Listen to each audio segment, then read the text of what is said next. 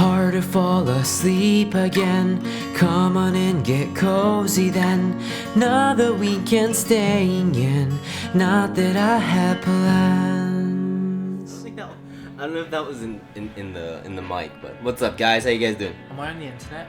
You are on the internet. It's a little different angle today, but Old school. scooting a little bit. An episode of Feels Cozy. This is the first time we're doing Feels Cozy in the house. In the house. Yeah, usually it's like webcam stuff. Hi Hinata, how you doing? Hey Toasty. So is this your first time streaming on Twitch? Oh, you popped my Twitch chat. I popped your Twitch cherry.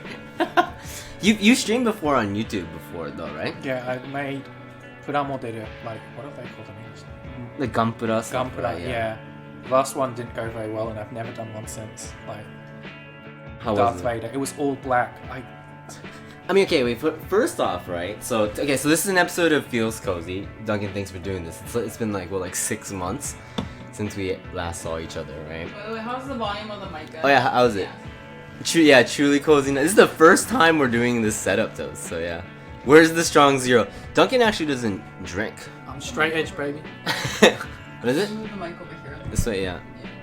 Because you're really loud, but Oh yeah. you're quiet, so. Anu's here. I'm too used to my ASMR voice. Your ASMR voice. Are we good? Alright, Straight. really good. Yeah. So, I mean, for people that don't know, you're a YouTuber. That does like Japanese content, right? I'm a YouTuber. We We like to be called content creators, I Hey, think. yeah. Influence. Oh, that's even worse now. I'm a YouTuber. Yeah. You'd rather be called YouTuber. Yeah. How long have you been on YouTube for?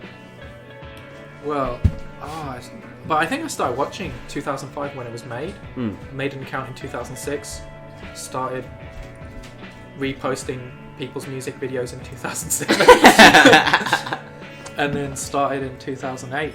Probably January 1st, I think my first video. I'm just having flashbacks to my first video.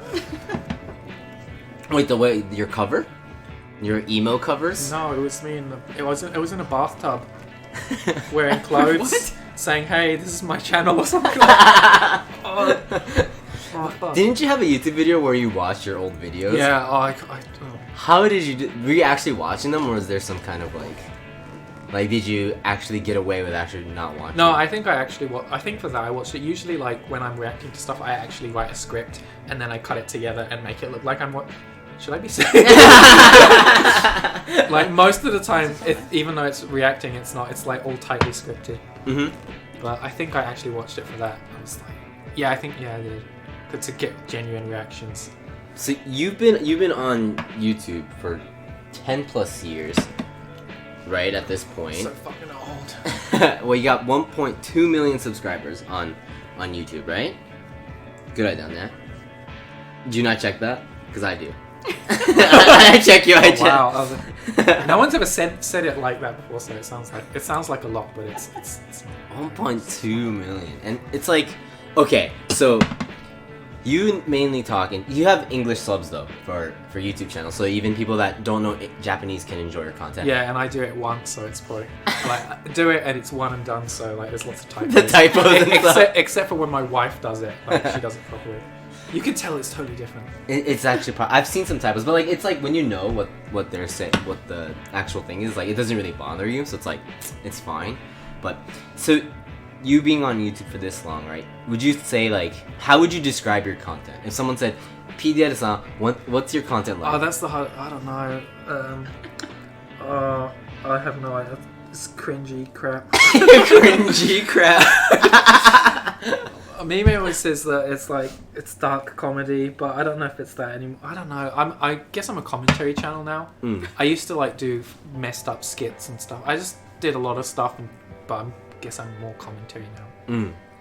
Because you're the guy that we would hang out, and we would have to decide where we hang out before. Like when we first started hanging out, we would have to decide where to go because you don't. It's really interesting because you don't like the attention that like when people come up to you. You always have stickers in your pocket. Oh, I don't have them Yeah, anymore. man. I need to make more of those. Which is like mad respect, and because every single time someone comes up to you, recognizes you, and says, "Oh, PDR-san," you're like on the go. You got like you have a sticker ready. Oh, I think I got there's this YouTuber. He doesn't make videos anymore. He was really popular back in the day. He's called Charlie Is So Cool. Like I think he'd give people badges, like if he met them, and I was like, that's genius. Like because most people are just like they don't know what to say and they just like stand still. So usually it's now, do you want to take a photo? And they'll be like, yeah, and then take a photo, and they're like, yeah, bye. But before it's like giving stickers.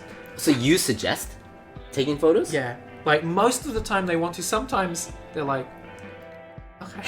But it's like if you don't say it, I think it's harder for them to say it. Mm-hmm. But it does. At first, it was I gave the stickers out, but then I ran out of stickers, so I needed to find another way to make the it's interaction. That's kind of me. No, I like meeting viewers, but I'm just not very good with people coming up to me. If they come up to me, I'll be very nice to them. Yeah. You know, I'm not going to be a cunt or anything, but yeah, I didn't start YouTube because I wanted to become famous. Like, Yeah. I feel YouTube used to be, you know, the not so popular kids used to do YouTube, but then like all of the popular kids started doing YouTube as well. But I'm more like, I don't know if I was I don't think I was a popular kid. You know? Okay. Just, no. It was just always interesting because you were so worried about that, and it made sense.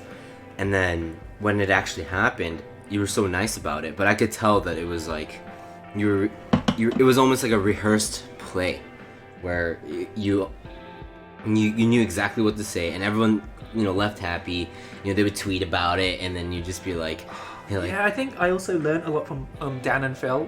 They're huge YouTubers. They came over and I saw them interacting with fans, and I'm like, wow. I think Dan was like, "Oh, do you want to take a photo?" And I was like, that's they're so good at it. And I was like, and they were they're very genuine, and they were very nice to their fans. But they're just, it's sort of like they had a proper process, a beginning, middle, and end. And I'm like, that's how you do it, because it just sort of becomes awkward because the viewer, sometimes they have lots of stuff they want to say, and that's cool because we can have a conversation. That rarely happens, but a lot of the time they're very silent, and sometimes they're shaking, which is weird. It's like, I'm not worth that, man. I'm not worth your shaking, but thank you. Do people ask? Because like we another thing that I thought was interesting, like we'd be walking and then you can hear your name, like they're talking about you. Unless they don't come up to me, I can't hear it. But a lot of the time, I don't really hear it because I think I drown it out or something. I don't know. Do you feel like it's something that you've grown to just kind of like block out now, or like is it like that the whole time? I don't know. I don't notice it as much. Mime, when I'm walking with her, we get recognized more, but she sometimes says, "Oh, did you hear that person said PDR?" I was like, "Oh no." When I'm by myself, I'm just listening to like loud, angry music, and I'm looking down like this and just walking. So, so you just you physically can't hear it. But most people who come up to me are really nice. Yeah, if anything, like, has anyone come up to you in a rude way? Yeah, sometimes they obviously don't know me, and they come off as a bit rude. Or like that one time when someone kept asking to see my brother, I was like, "Where is he? Where is he? You're his brother, aren't you?" Oh, that's right. Yeah, that was really annoying. But most of the time, because your brother's also a YouTuber too, right? So, Hani says, "I miss old YouTube times with Filthy Frank." You can't do stuff like Filthy Frank isn't that old, is it? Is it old? I've been on YouTube for so long. I think at this point, it's like he might be considered old. Yeah. Old content. People probably know him. I know people that know Joji that don't know that they're the same. That's like knowing Superman and not knowing Clark. Because you can't do that stuff anymore on YouTube, right? No. Yeah, Filthy Frank was. Yeah, I think people are gonna look back on it, and newer generations, and they'll be like, "Why is he doing that?" It's like, it's different times, mate. It's different times. Different times, son. Because you know how when like YouTube had, because we stream on Twitch, it's definitely different than YouTube, and every time you hear about something that's going on with YouTube, it's always like adpocalypse or like stuff like that too. Like, does that affect? Yeah, thanks, PewDiePie. US and Japan YouTube, like, is there like a big difference in rules, or is it kind of like the same? I actually don't know. I don't know if you're allowed to talk about that. I have no idea. I feel like there probably is. Maybe there is. I don't know. I think there might be something. Mhm. I don't know. YouTube Japan, like, I don't know what it's like now, but when I've been there, it's kind of been like an American company that's kind of running a Japanese. You know, it's like we're kind of like we've got the American way, but no, that's just like the front, and it's actually just like a Japanese company.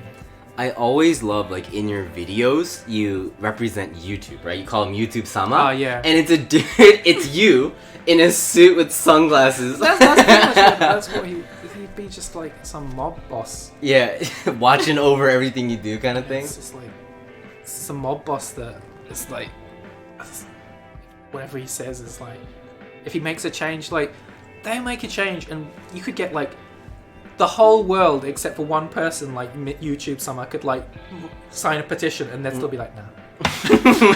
Nah, sorry bro. People try to cancel Joji because they found about Filthy Frank. Come on. Just let him live his own life, right? Yeah. If you Especially read- it's like a completely different genre. Just Yeah. tell them to go to the Filthy Frank page and then like the bio, and it literally says what Filthy Frank is. It's like satire. Like just tell them to read that. Like, stupid.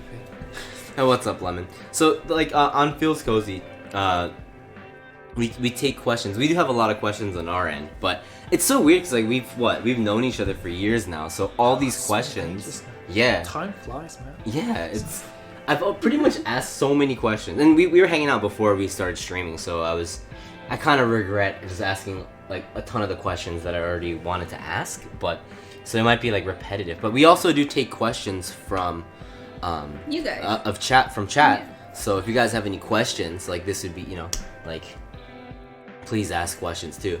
Yeah. So okay. So Matt says demonetized. Like, I feel like you always have to fight that line. Like, you in your videos, you say like, press that bell button, and sometimes get the notification. Yeah. The notifications you get sometimes. I don't know. I don't follow any of the YouTube accounts, and I don't think they follow me. But sometimes when I get demonetized, I'm like, oh guys, I can't put my video out because fucking YouTube demonetized. They're gonna have to wait. And then I'm saying, oh, sorry, I'm not putting out a video today, guys. Like, I'll check on it, and it's remonetized. I'm like, did someone see me complaining? I know there's some people in YouTube, I don't know anymore, but there was always like at least one person in YouTube who liked my content because, the alternative to me. Well, there's more variety now, but it's like there's a YouTube agency called that pretty much dominates The big one. the big one, and it's like they make all the same stuff. And even the ones that like you're like, hey, that's different. You watch it and you're like, yeah, I think I've seen like someone overseas do that like 5 months ago. So it's like, but they're like the big YouTube management company, right? Like, Yeah. YouTubers. They've got everyone except for the ones that have quit, I guess. Huge Yeah. amount of people that also quit.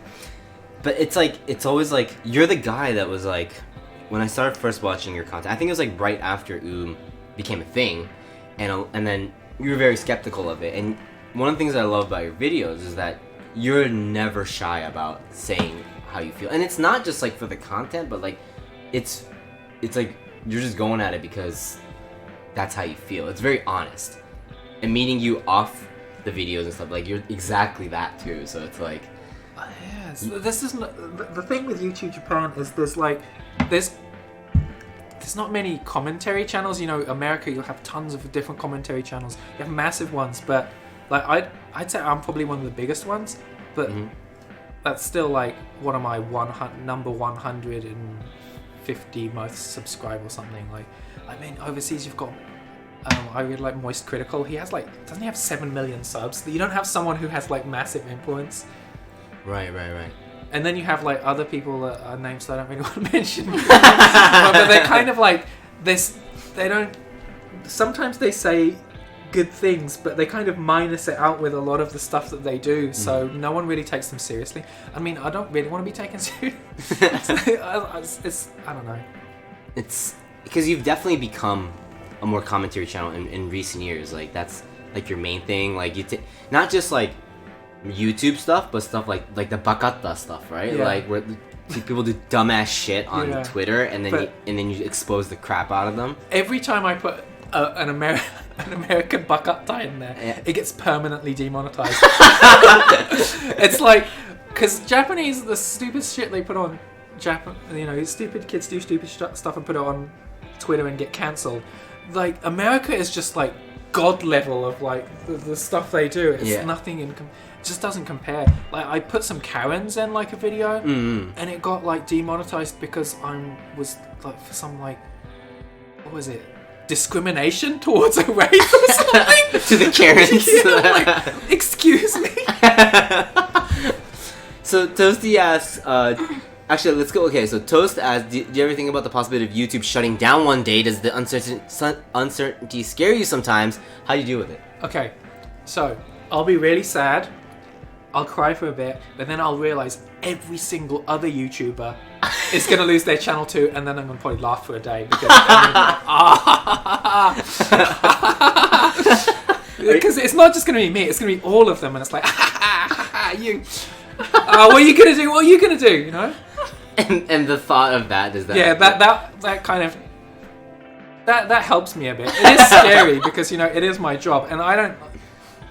Hopefully by the time that happens, I'll have like a bunch of money in the bank, so that I don't have to worry about it. And then one day I want to open a comic book store or something.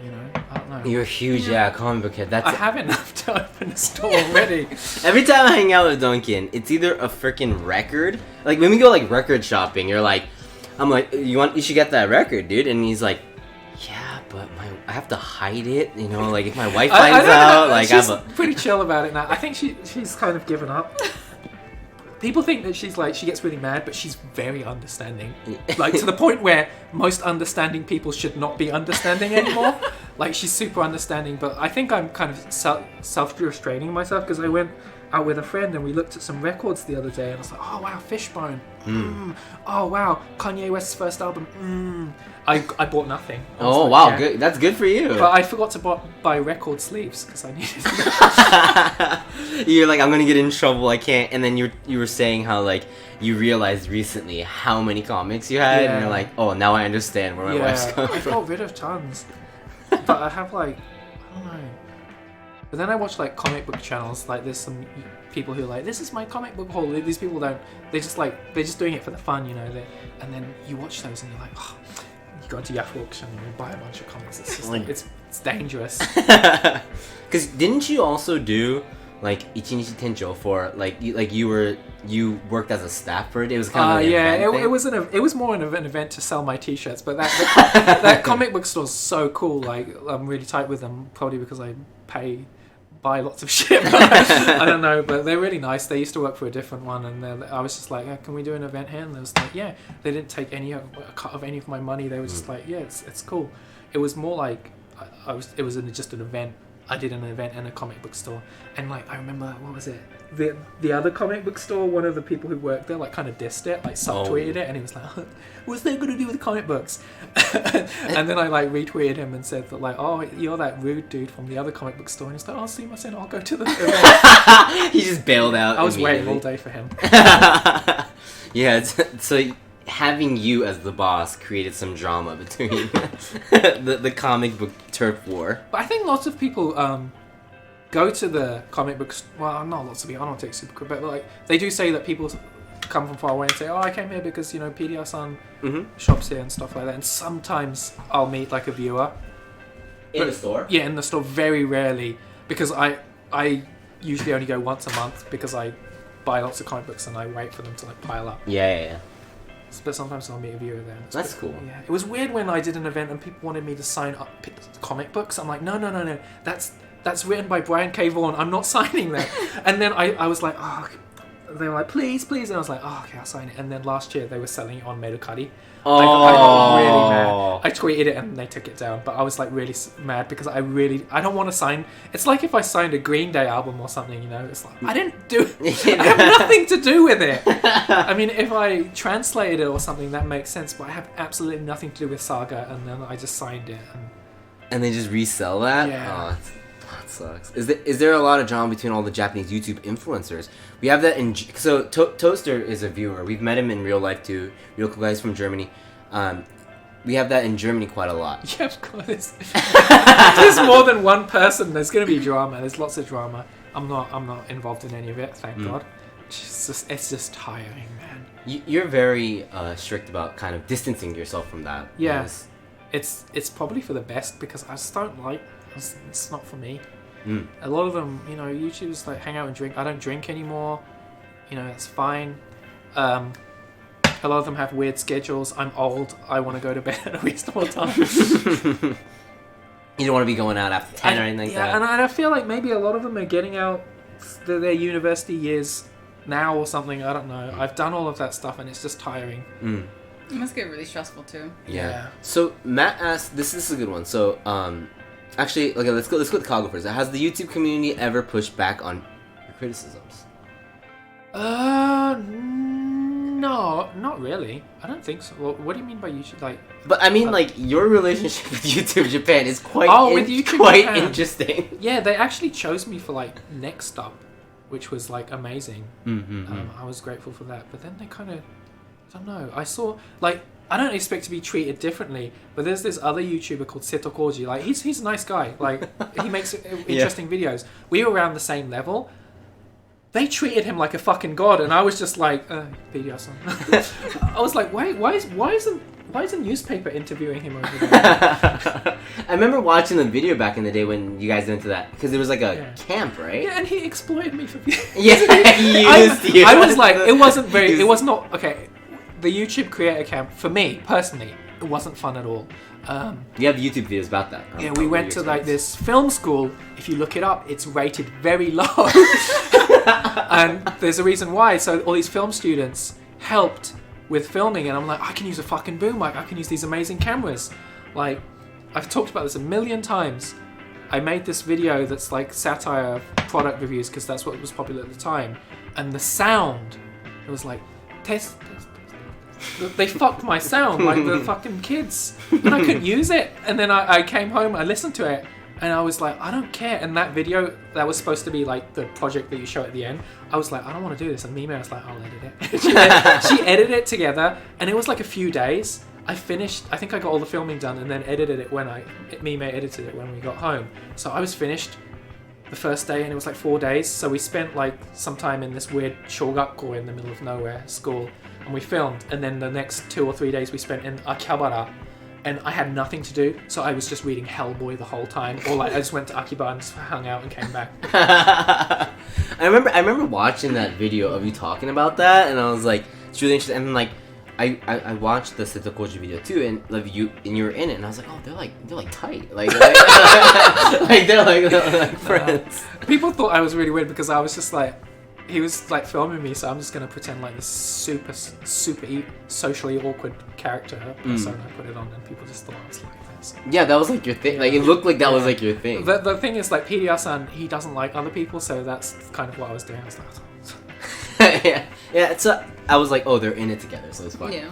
So Matt says, have you ever tried expanding your channel to a non-Japanese audience? Oh yeah, I don't know. Most of my viewers. I know I have English-speaking viewers and overseas viewers, but 90%. You can look at your analytics, and it's like at the moment I think it's 90-something% Japan. So I still put the subtitles on because I have some pretty nice overseas viewers, but I don't know. It's hard. I tried to because I have an English channel. I did do it initially in English, and I got like an influx of English viewers when I was in a video with Dan and Phil because they're like massive YouTubers. But I tried doing the English channel, but it's like I can't do two at because I'm doing everything by myself. I couldn't do two at the same time, so it's just like I just need to focus on one. Yeah, that's the Batman channel. The Batman. Oh, the Batman comes out. Japanese Batman. Japanese Batman. Yeah. I remember when someone said that, like, that's racist. And I'm like, I'm Japanese, dude. The Japanese people love it though. They're like, oh, that's such an accurate, like that's the Japanese person speaking English. They're always like, oh, Japanese Batman mitai desu. It's like he doesn't exist in this continuity. He came out in the recent video. Yeah, he sometimes shows up. Like he lives in the left side or right side of my head. I always just thought like because your videos were I haven't really seen. Maybe it was just I didn't watch YouTube anymore too much, but it was like one, because like we're streamers with 2 people, right? And we stream with as 2 people, and that's already kind of like, some people say like, oh, that's a rarity. Oh, You're really? one person as 2 people, Yeah. and I think that's just so interesting. And you just change the camera angle, and then you change your parting of your hair, and then you're two. Every 2 day, people. someone's like, "I just realized that." Wait, which part? The hair parting thing. Hair parting's different. And some people like, "Oh, his earring's on the other side," and I was like, "No, it's not." If I could do that, I would, but I can't. I'm not that dedicated. So it's like, it's really interesting because you're like, we do a lot of things where we take single player games and we'll play it, try and make it hard for both of us. But you're one person as 2 Portraying people. 2 people, yeah. Yeah, like, have you ever thought of doing a video of just your eyeball, like as the main? I think I've done it once, Oh, have you? but because the thing is, he's not real, so He's not. he lives in my head. There's like some weird. Someone said this PDR law or something. I guess there is kind of law. I don't know. I forgot how he was born, but I think on my English channel he was like my evil twin or something. But then when I started doing my PDR channel, he's at first I think the roles were reversed. He'd like take the piss out of me, and then I'd be sad. But now it's kind of like he's sort of, I don't know when it happened, but he's kind of like the viewer. He says stuff before the viewer has a chance to comment about it. I don't know when that happened. I think it was just a natural progression. That just became like that. And yeah, but I had like some weird storyline where like we switched places, and I guess we did. But he's just like, he's part of, this is fucking weird talking about some fictional YouTube guy. It's really interesting because it's not like you use something, it's just you. It's just this old school thing. Super old school YouTubers used to talk to themselves all the time. No one does it anymore. It's so weird. And like, if someone started doing that now in YouTube Japan, everyone would immediately be like, "You're ripping off PDR." But I just like, I watched like Wheezy Waiter and people like that used to like, I can't remember, community channel, and they just use themselves because they don't have any friends like me. It's easier to just be 2 people, but I guess it's kind of a rarity now. It's weird. And it's definitely become your thing now. Yeah. Like, I did change it. Yeah. How awkward is it creating all these clickbait YouTube thumbnails? Oh yeah, I'm so bad. I hate making thumbnails, and I hate making titles. I'm really bad at them. Like, because I know that like. I want to say my content's good. We think Sometimes I think that I've made something good and I want more people to watch it. And on YouTube, the only way, you have to have kind of a clickbaity title and thumbnail. I'm so bad at it. I think I've gotten better because at one point I was like, okay, I'm going to subscribe to every single popular YouTube Japan channel, and I still am. And I'm going to like study. I kind of studied a bit, and I asked for some advice from people who are better at clickbait than me. And I think I've got the hang of it, but it's like, when I don't have a good title, I'm like, I don't know what to title this fucking video. The English titles are always really shit, so I'm sorry if you watch my video. They're just really bad. Sometimes they don't even make sense. They're really bad. So I apologize for that. But it's really, it must be very important, right? They're kind of all the same though. I try to not make them all the same, but they end up kind of being like that. I feel like the title is more important than the thumbnail these days, though. Okay. Because, I don't know, what's it like when you get a notification for you? Do you just see the title? Do you see the thumbnail as well? Like when we get for YouTube? Yeah, I have no notifications on my phone for any kind of social media or YouTube because I don't want to look at that shit. Yeah, you get the thumbnail and the title. Okay. Yeah. Oh, shit. Better make better thumbnails then. Better make real thumbnails.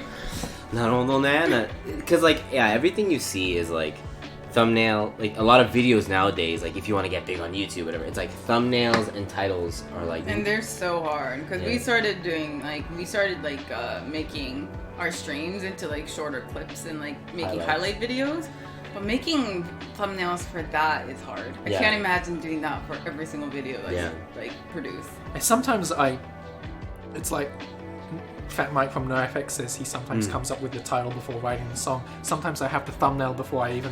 Yeah. Those are the easy times. Like, I've got the title, I've got the thumbnail, I just need to write a script now. that's easy. But then the times that I don't have one, I'm like, Mimi, which one's better? She's like, oh. I mean, she's not from like the generation of like super clickbait either, so she's a bit like, I don't know, is that one? Yeah, but it's always good to get like a second opinion about that kind of stuff. But I do have like a friend who really likes YouTube, so sometimes I send him the thought, I should do that more. Yeah, he's really good at that. Like, he loves YouTube, so I should probably consult with him more. It really blew my mind when you told me that you have a script. And like you actually spent a good amount of time, like you have a notebook and you just like write all your ideas and it's like write it on my phone. I tried doing it on my phone and it's like maybe because I'm old. Getting old, Duncan. Maybe I should get an iPad or something. I'm still really slow at typing, and I just like writing it down and like crossing it out with like a marker. It's just like, and I don't forget stuff. I think I initially started writing a script because I always forget stuff. Like during my English videos, I'd be like editing it, I'd be like, oh fuck, I forgot to film that scene, so I just start putting it down. Sometimes when it's like lots of different characters, I might draw a storyboard as well. I don't do that as much now. What's like, how much free time do you have in a week? Exactly. I don't know. I'm bad with time management. I feel like that I should be able to. I procrastinate a lot as well, and sometimes I can't. I get stuck.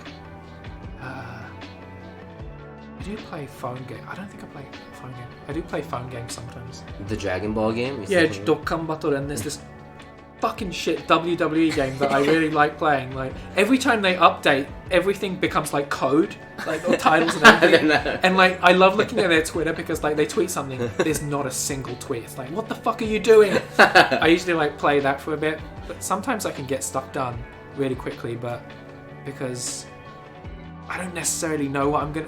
I try to plan out my week, but sometimes it doesn't go according to plan, and sometimes I just struggle with videos. Sometimes when I made like this video where I reviewed a YouTube original series by these YouTubers called FeelsCozy. And I legit had to put it off for a bunch of days. I did other videos in between, but then like when I was going to put it out, I think I was late by a day or two because I just couldn't watch it. It was so bad. It was. I remember. Yeah, you actually mentioned that in the like how long it took for you to actually make. Yeah, I did. An hour and 10 minutes to watch a 14-minute video. I'd stop it, walk around, be like, okay. And then I'd be like, and then I'd watch it and be like, Mimi, look, what the hell is I feel like that would have probably been a better video. Just filming that. If I like a channel, I'll just watch the thumbnails start to begin cringe for me, but I definitely see the need to enticing new viewers. Yeah. How important is that to you? I mean, you've been in the game for so long, and it's like, I feel like starting off, that's a lot what you think about it, but like, is it more at this point what you want to do to just keep that brand of the PDR-san brand, or is it and doing what you want to do, or do you still think a lot about, you know, like, this is gonna be good, like this is gonna get more views, like it is my job, so I can't like say, you know, I'm gonna make this video and only get 1,000 views, like 100 views or something like that. I have to think about it. I have to compromise sometimes, like make something that the viewer wants to watch, but also maybe put some stuff in there that I want to do as well, try and incorporate it. But yeah, of course I have. Like, if I said, "Oh, I don't care about the views," that's bullshit. All YouTubers care about the views. That's how they make their living, you know. It's like even musicians aren't gonna be like, "I hope my single tanks." Exactly. So has that balance ever changed, or has it kind of been the same? Well, I kind of changed my channel to more commentary style because I was thinking of doing that since 2015 because I think I'm not bad at doing it. But I wanted to do other things as well. But then my channel kind of started to die in 2018. I don't know why. Like, could be YouTube algorithm. People could have just lost interest. So then I was at the point where should I be looking at? No, yeah. I'm so used to looking into a camera. You're more than welcome. That's right. I don't know where to look. You can look here. You can look at the camera. You can look at us. You can look at Anu if you want. He's right here. Yeah. Yeah, it just got to the point where it was continue And let's just continue doing this, and we'll find another job or something. So I was like, let's change it up. If this doesn't go well, I'm gonna quit. And then luckily it did well. How long did it take for you to be able to live off of YouTube? I started in 2012. It took a while to get the sort of discipline to like do work, because it's this hobby that's become my job. I wouldn't say I didn't make any money, but my wife saw potential in my channel, and she was like, come live with me, and I'll pay the bills and stuff until you can get your channel rolling, because she's literally the only person who believed in my channel. I didn't even believe in my channel. And it took a while, but I think I was able to pay the rent and all the bills. Started in 2012, 2014 maybe? 2014. Mid-2014. It took like 2 years. And I wouldn't say that last year was the first year where I was like, I don't have to worry about money. Like, that's literally the first time. That's Every crazy. year's been stressful. Because, I don't know, I got to the point where I don't... Well, I still have to worry about money because taxes in Japan, Jesus. Yeah. But it's like... It's pretty comfortable. I can concentrate more on making videos. That's crazy that it just took that long. Like, just seeing your, viewership and like your fan base, you would think like you'd be easy on the money by now, but it's... No, there was a point where I was like making a bit of money, but I don't think I was that consistent. And last year, I think I lost a few years of my life in exchange for it. Oh my god. Because I just like almost every day putting out videos. There was a string of days where it was just every single day, and I'd never done that before. Before that, it was because sometimes I'd spend a whole day on 10 seconds or something like that, and I have to compromise a bit, and this will take a lot of time, but if I take it out, I can make the video quicker, so stuff like that. Because wait, was it last year? No, it must have been last year when you went overseas for like an event. No, that was ages ago. Oh, was that more than a year ago? I went to America in 2015, 2016, and England 2017, 20. Wait, didn't you go somewhere in Asia for like a Oh event no, with no, Mime? that was just that wasn't a brand deal because they didn't pay us. They were like, the flights are the... Oh, he's like, let's go for vacation. It was like super budget flight too, and on the way back, the dude that we sat next to obviously had done something in some country. It was like, this Japanese dude wouldn't do his seatbelt. The flight attendant came up to him and like told him off, and he still wouldn't do his seatbelt. And I was like, whoa, what the fuck is this guy?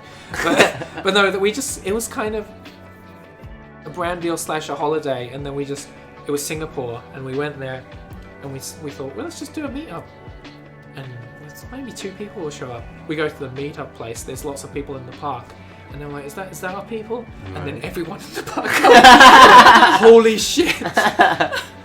That's so crazy. You were talking. You made a video about that. Yeah, because even if it's like a tiny percentage, it's like a tiny percentage of 1 million people, so it could fill up a park.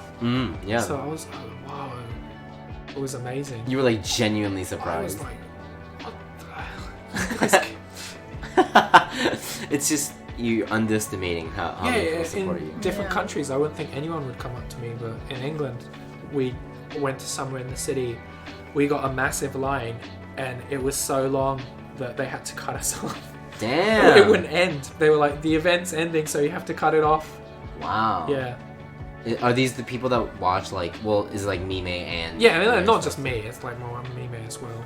It's a power team. I feel like we got a lot of viewers from Dan and Phil as well, because, they're from England and stuff.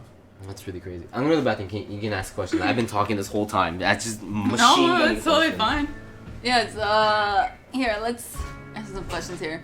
Says, who are your favorite YouTubers? Who are you most hated? I don't know if that's something, I don't know if you want to touch that. But... Well, YouTubers I like, there's so few, because my friend was joking about, like, if you had a YouTube fan fest, there'd be like 3 YouTubers. I think like Egashira 25 who he's not even a YouTuber, he's a comedian. He's like an edgy comedian who pretty much can't be on television because he shows his dick all the time. Oh god. But he's actually genuinely funny, and he has a YouTube channel, and there's this guy called Koich TV. He does videos that I kind of used to do and wish that I still could do. He just he's found this niche. He makes these weird skits, and sometimes you can kind of see where it's going, but sometimes it's like, that's really clever, and he's just doing what he wants to do, and he's got an audience, and I think he's making a living from that. So, and it's really good. Although his videos are really short, so I usually wait for him to put out 5 videos and watch them all in a row. Binge it? But Yeah. aside from that, are we talking Japanese YouTubers? Because I can't really think of it. It could be both. Yeah, it course. could be any. Well, my wife makes awesome. Well, she used to make awesome videos. She's kind of okay. Japanese YouTubers. Like, I don't hate any Japanese YouTubers. Lots of people think that, oh, you hate them because you're criticizing them. Oh, I don't hate any. Oh my god, newfound glory's here. We're gonna get DMCA, guys. Epitaph Records is coming for you. We're gonna get DMCA. Alright, guys. Yeah. Sorry. Oh, worldwide, I just usually watch commentary channels or wrestling channels. I really like wrestling, which lots of people are going to be like, ugh. I like Moist Critical. I watch his videos. I watch Cody Ko. How much of the day do you spend watching YouTube? I actually don't watch that much. Oh, well, I It watch must be YouTube hard. videos, but I don't really watch that many YouTubers. I watch wrestling clips or cute pets. I watch these random videos where people analyze. I don't really. Sometimes I subscribe to them, but usually when I subscribe to something, I end up not watching it as much. People analyzing albums. There was this one guy analyzing or just talking about the origin of White Pony by the Deftones, and I like watching those because then I like to revisit those albums and listen to them. But I don't know. Do you watch Twitch? Is that No. this? It's still like kind of like it's still very growing new in Japan. I'm sure there's as well. probably something. I don't know where to start, and I'm not huge into gaming, so I'm bad at games too. You know, and Anthony Fantano is on Twitch. Oh, So- Fantano? Yeah, Fantano. Oh, I love Fantano. The Melon Boys. I'm so surprised that where he's because I subscribed to him when he had like 400 subscribers, Damn. and he used to call his viewers the needle drops, and he wasn't like a meme, and now he's like this massive thing. Yep. And I remember when I met Dan, Anthony Fantano wanted to meet Dan, and when I met Dan, I was like, "Did you meet Fantano?" And he's like, and he was like, "Oh, I couldn't meet him." I was like, "Oh man," because lots of people like criticize him and stuff, and I don't agree with everything he says, but he's put me onto lots of good music Yeah, I agree with that. Yeah. that I would have necessarily never listened to before. Yeah. So props to him, man. And Like- he's been relevant he's been doing it for a long, long time. And it's always good quality too. Fuck, I just like- realised I've been watching him for like 10 years. He's probably one of the YouTube... I think there was a point where I kind of dropped off and stopped watching, because I stopped watching YouTube pretty much altogether. And then I started watching him again, and I think he was one of the channels because I was like, I need to find some new music. I think his his scoring system, like he must know with himself that it's not the same. It's just whatever he's feeling at the moment, which is fine, you know, because we're all human. But I always just enjoyed the quality of his videos, and just I respect him for actually going through all he actually listens to the whole record, and it's sometimes I'm like, oh, you listen to that? It's like, oh wow. What's the craziest thing that's happened to you because of your channel? That ass Kagopan.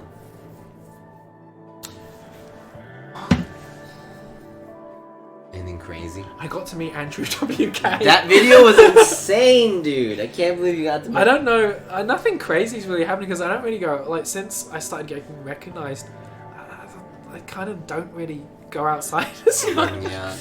So nothing really crazy has happened, but I'd say meeting Andrew WK he's so nice. Is he exactly how we think And he I got is? to eat pizza with him, and I was like, oh, he's so nice.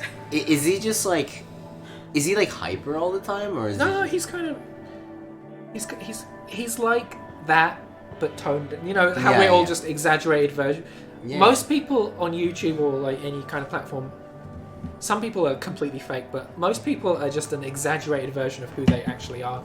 So he was a bit toned down, but he was still Andrew WK. I was sitting in front of him eating pizza, and I'm like, wow, That's Andrew WK. That's crazy. He's in my mind, just like from like what I've seen in videos. Andrew WK is one of those people that are like, is just interested about everything. Like, would like ask questions about everything. He's really nice. Another thing, some kid in a Johnny's group. Okay. He was wearing my sweatshirt, and people were like, "This kid in Johnny's is wearing." Whoa! You get kicked out for that, mate.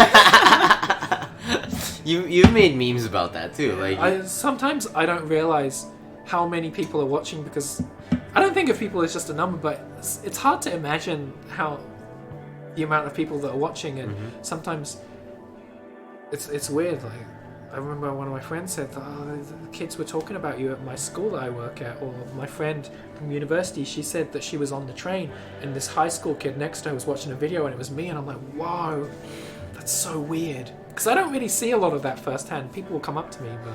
Do people from back in the day, like high school, college, come up and they never talked to you back then, come up to you and act like you guys are best friends? That never happened? I hate everyone in high school except 2 people, so... I don't really go to reunions, and the one time I did, it was so awkward because I thought that my 2 close mates, I thought they were going to be there. They weren't there. I was like, "What? You guys were what? It was so awkward, and I was like, they were like, "You going to come to the I don't know, Nijikai, the after party?" Yeah, after party. I was like, "Nah, I've got work, mate." And you had to go. Are sponsorship deals as big in Japan as they are in the US? Lots of YouTubers will do their own pre-rolled mid-roll. How's the sponsorship deals for you, Duncan? So I have, how many 1.2 million subscribers. I haven't got a brand deal. The last brand deal I did, I've done like 4 in my whole YouTube career. 4, I'd say. Last one I did was 2016, promoting the Star Trek movie. I can't even remember which one now. But you told me that you've had like talks of it, but you've like it's just not your thing. So Yeah, you sometimes denied it. Like, I don't even get offers anymore. Yeah. I think you need to be an agency. It's just because you were an agency, you left. yeah. Right. Even when I was an agency, I didn't really get anything good. But the movie ones are so cool. They're like you show the trailer, but you can do whatever the fuck you want. I did a Deadpool one, and I dressed up as Deadpool, and and it was just Deadpool watching YouTube Japan, and he said, "I haven't seen anything." I think I wrote in the script, "I haven't seen anything this bad since Batman vs Superman." And they're like, "That's cool with that." And Deadpool kills me, and I'm just spewing blood everywhere, and they're like, "That's cool. You showed the trailer. Here's money." And I was like, they didn't know, because I liked Deadpool since I was 12 or something. I would have done it for free. Just don't let him know. I would have watched it anyway. The movie was really good. It was cool because I got to see it before it came out, and then I went with my friend, and I liked it the second time. It was really well done. I still haven't watched the second one. That's crazy. When you did the Deadpool ad, I was like, oh, this is very Duncan. It was so fun. And I think that most of the other YouTubers who'd done it, I don't think they got Deadpool at all, so their videos were kind of crap. They didn't understand the Deadpool character, because I like read the comic books and stuff as well. So. Duncan, they're scared of you. I bet there's people that would want to have you like do your thing, but like I think the image that you created for yourself, at least in Japan, is like, we're gonna be sending this product and he's gonna shit all over it. I feel like that they became like became a bit laxed towards me, because there's a certain YouTuber I wanted to do a collab with, and they said that they couldn't. And I think that was because the agency said no. But then after a while they were cool with it. But I think I kind of came back from irrelevancy. Like, they had I heard they had this thing called, what was it? Some museum in Shibuya or something. Okay. Where it showed like stuff they used in their festival wank circle jerk thing that they did. And I wasn't going to go there, but apparently I was blacklisted. Me and another YouTuber, we weren't allowed in there apparently. If I showed up, I think they would have told me to leave. What the fuck? Yeah. I heard that later. I don't know how true it is, but I think it probably is true. And when I went to the Hajime Shacho Cafe, I remember. Yes, I went. I was kind of. I still love the video. It was kind of douchey because I went there wearing his ex-girlfriend's merch. Oh my god! He treated her. I don't know, the way he wasn't very nice. I don't think he was very nice to her. But you weren't allowed to film any video in there, and we knew the rules. Like, lined up, got in. I was like, oh, they let me in. And then someone immediately comes up to me. It's like, you're PDR-san, right? I'm like, yeah. I was like, no video. You're not allowed to take any video in here. Yeah, we're going to just take photos, right? And they're like, no video. Dude, you're on the alert for like the biggest agency in Japan. They acted like we were terrorists. My wife was taking the photos. Someone was like watching her, like, what's the word, shadowing her the whole time. Every time they brought drinks to other people, they'd be looking at us. We took photos. We abided by the rules. I bought merch. And I'm not trying to sound toot my own horn, but I think I made the other people's experience better because a lot of the people recognized me and they took photos. Right. They enjoyed themselves. Yeah. And I wasn't gonna, as much as I criticize YouTubers, I'm not gonna go to some event where there's their fans and ruin their experience. That's just horrible. Absolutely. Why would I do that? Yeah. I quietly took pictures and looked miserable and made a little slideshow, and it was funny. I enjoyed it.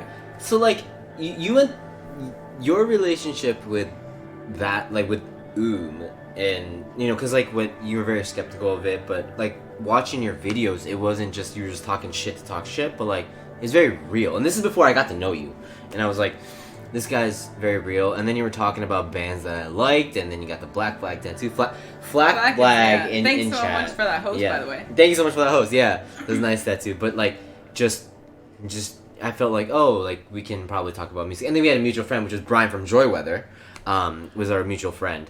And then we got to know each other and stuff like that. But it was just like, there's no one as real. Like you have no filters, and I was like, sometimes I'm worried for you. I do. My filter is my wife. All right. No, I think I've toned because of demonetization. I think I have toned. I watched some of my old videos. I remember I made a video about Bando Eiji. Like, I don't talk about him anymore because he's old, and if he passes away, people might like give me shit. A big celebrity in Japan, right? He was an amazing baseball player.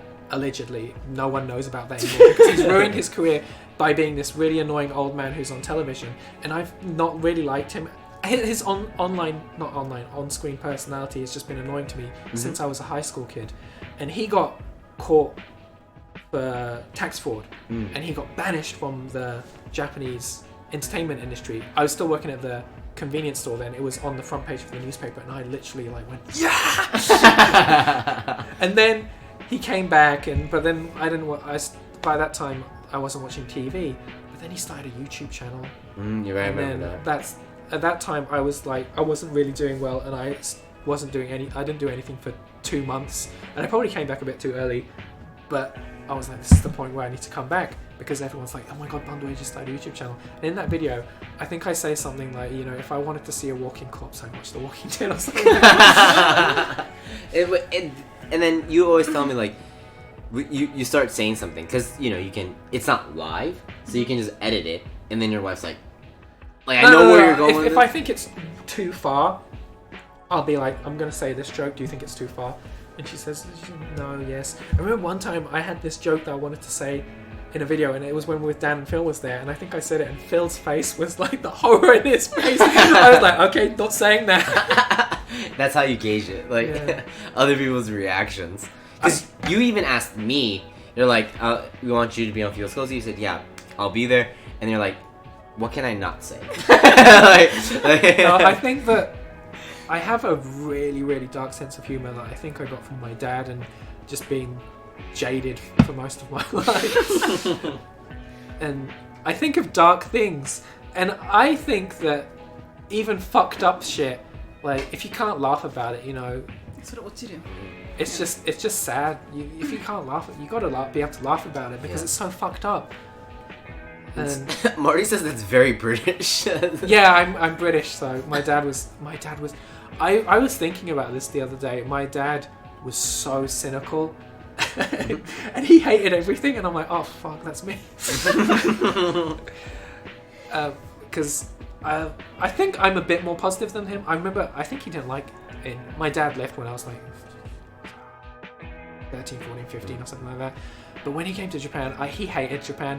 We'd watch TV. He just criticized the fuck out of it. Like, come on, lighten up, man. And I was thinking the other day, literally, what does my dad like? I was like, he liked books. He had lots of books. Oh fuck, that's like me. You're turning into your dad. But I tried my whole life to not be like my dad, and I think I have aspects of him, but I have trouble saying like positive things about myself. I'm trying to work on. But I want to say that I'm a million times more successful at life than he ever was. So it took me a long time to be able to say. That's so crazy because, like, from the outside looking in, before I got to know you, you're obviously like, big YouTuber in Japan. You know, like everybody in like the Japanese YouTube scene. I don't think there's anybody that's doing good or that's popular in the Japanese YouTube scene that doesn't know who you are. You know, maybe they might not watch your content, but they know who you are. You know, for the better or for worse. Yeah, you know, I know other YouTubers watch my videos because sometimes they'll mention me, like, oh, who was it? Oh, my friend messaged me and telling me these YouTubers said that when they hear about YouTube stuff, they always want to hear PDR-san's opinion. I can't remember who they were. They were some YouTuber. Okay. But I'd make a video. It doesn't happen so much now because I don't hang out with YouTubers because I don't really want to. But if I'd meet other YouTubers, they'd be like, "Oh, I love that video," and I don't even know that they're watching my channel. Yeah. But it's scary.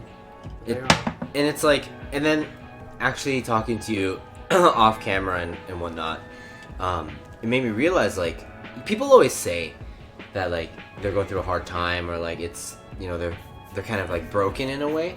But, like, really listening to your stories and just, like, your life stuff, your just, like, your life stories, like, man, like, these guys don't, like, even the top YouTubers in Japan and whatnot, they're not up there going, like, hey, I'm awesome, I'm like the hot shit or whatever. Like, unless you're Hikaru or something. Yo, hi guy coming in with the raid. ありがとうございます。ありがとう、パートナー取れました。ありがとうございます。Do you know what a raid is, Duncan? わかる? Are they invading us? So, welcome everybody. We're doing a podcast here with a guest here. We got PDR-san, YouTuber in Japan. Welcome everybody. Welcome, and thank you so much for the congratulations. Thank you so much. We're Blluist. We're from Tokyo, Japan. We usually do split control stuff. Like we're from Tokyo. We're just gaming stuff, but today's kind of like our chill podcast. We got a friend and YouTuber PDR-san today on the podcast. So Hi Guy, ハイテンション外人っていう配信者で、日本語も英語も喋れて、めっちゃおもろいんだよマジで。ね、めっちゃ面白い。本当にもう芸人さんみたいな人なの。そうで。レイドありがとうございます。レイドありがとうございます。Thank you so much. Yeah, so we're just here chilling with our friend Duncan here, asking about YouTube Japan. Are you gonna do top 100 YouTubers? No, it's too tiring. Come on, Duncan! This shit was fucking awesome. I stopped doing it because it's really tiring. And before it was easier because I knew all of the YouTubers. I don't know any of them anymore. My friend would be telling me like, so and so did this, and I'm like, who? So and so did this with this. I'm like, who? I'm not up to date with any. I know the old school YouTubers and some of the newer ones, but if they're really new, I don't know. I'm just not interested. So it's harder, and then I have to watch their videos, and I have to watch a bunch of their videos to get the gist of who they are, so that I can like pinpoint something that I can kind of poke a little bit of fun at. Dude, when you talked about the game and Jikyosha and you used the same shit, that was awesome. Because like that was before we started streaming, and then I watched it again recently. Every single time in the series, he does this thing called he impersonates the top 100 YouTubers, and you even impersonate yourself and some of that, right? Because you're in the top 100. I think I give myself the most shit. When it's like gaming stuff, you use the same like template thing, and it's like street, like it's like gaming. I don't even know if a lot of gamers are in the top. でも実況者出るともう you don't even give like them like you just do it once and then you just like. But I don't know if gamers are they in the top 10? I know like Hikakin Games, that doesn't really count. That's you know, it's like a side hustle. It's like you're not real. Hi guys says, damn, yeah, I watch PDR-san's video time to time, so it's pretty surreal seeing him on Twitch. It's my first time on Twitch.そうだよね。 I am a Twitch virgin no more. Bit sad. ガンプラやってたもんな。 Yeah. ガンプラで YouTube やってたもんな。 I was just thinking that the first time on Twitch should have been on my own. When are you gonna start a Twitch I'm channel? never gonna do it because what would I do? I can't play games. It'd be so boring. It would just be me like playing Cuphead and be like, No, because like IRL is a big thing. Like you can just do like just you with a camera talking about your fans would fucking love that. hey, can I ask you something about like Yeah. gamers? Yeah. There's like this thing called Daipan. あ、大パンをぶん殴るやつね。 It's like people seem to like that and encourage it.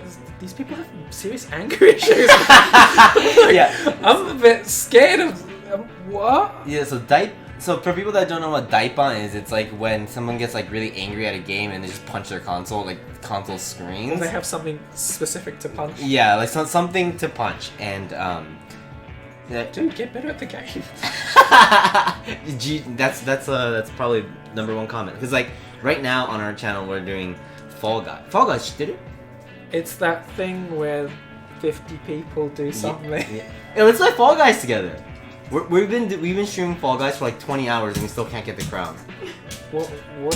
So it's like a bunch of mini games. It's like so there's 60 people in a room, right? And then actually, Hi Guy was actually on the 公式の Fall Guys tournament. Oh wow. So this song. でずっと見てたんだけど。で so it's 60 people, right? And then they get into game and they do a mini game, and then some people get eliminated, go to the next round, and then 次のラウンドで Do you play the same game? Yeah, everyone plays the same game, but it's like a なんかね it's like random which game you get. Is it like Elimination Mario Party or something? Exactly. Oh. やろうよ. That sounds interesting. Yeah, let's play together. Wow. So you can have you over, and so we've been doing that split control until so Blue takes the keyboard and I take the mouse, and then we try to get champion. We've been doing it for 20 hours, almost 200 attempts, and we still haven't gotten the crown. This guy from the wrestling podcast was talking about how he got champion or something. It's like, what the fuck are you doing? So the split control has been definitely like intense. Hi Guy is the one who gets punched when he plays games. So すごい Hi Guy のlike production すごいんだよ。最近 he came back to he came back to Japan. He was in the US for a while. Yeah. で単純に just like the quality, like when people like raid or like when people like sub, he uses the green screen and does like crazy ass performances. Like we don't do that. Like we can't なんだろうね。そこのレベルまで行ってないんだけど、すごいの。Gotta check out Hi Guy マジで。ハードル上げるの嫌だ。Does he have a YouTube channel? あるあるある。Oh, okay. いやそうそう。Oh, yeah, cool. あるある持ってる持ってる。めっちゃ面白いよ。Oh, dude, I would punch something if I played Fall Guys the way you guys do. Yeah, so like Dragon in chat, like decide. We do these streams, right? They're like 12 hours long, 11 hours long, and there's some people like Dragon that's like there the whole time, like supporting us. Like, お疲れ様です。だから Duncan も Switch やろうよ。Yeah, I could play a game. We can have you on our channel. I'm trying to think of the last game I beat was South Park's what was it? Fractured But Whole. And I'm like one of those people who does all the side quests first. Yep. I'm Eargata, so I need to do all this to get the side quests out of the way. Yeah. And by the time I was doing the main story, I was too strong. I didn't die at all. Then you play Cuphead, right? Yeah. Cuphead was one of my favorite streams that we did on Blluist. I bought all these like the games, but I'm just playing the downloaded. I beat this game. I think it's an old game. I don't know how old it is. You go to houses and tidy up bodies. Cleaner. Wait, what? It's like an over top like old school GTA game, and you go it. There's like you're a cleaner. You have to go tidy up bodies, pick up the evidence, clean the blood, and get out without being caught by the police or security guards and stuff like that. Do you guys know what game I is? don't know what It's that not Hardcore Party or whatever. There's a game I played Hardcore Party as well. where you go and kill people. It's like that, but It's like you don't kill anyone. You have to pick up the body and you have to dump it, and you have to do it all without getting caught. And there's hiding places, but sometimes they get. I forgot what it's called. Viscera? Or Cleanup Detail? Cleanup detail? I think it might be that. The Japanese name was weird. It had like the name of the Shujinko is like Harurudo no Seisui or something. I forgot what it was. It's something cleaner. And I think they're making a new game but it's more better graphics. Serial cleaner. Ah, that's it. Yeah, Serial that's it, cleaner? Yeah. I beat that. You did that? Yeah. You're playing the Ghostbusters game right now, right? No, I'm not playing that anymore. I've given up. I watched a tutorial, not a tutorial, a walkthrough, and it was basically, kill all of the ghost candles. I can't kill them. They keep killing me. You were telling me before stream, like the only game that you were talking was like, I can't beat the fucking candles, Gray. I can't do it. Like, it's impossible.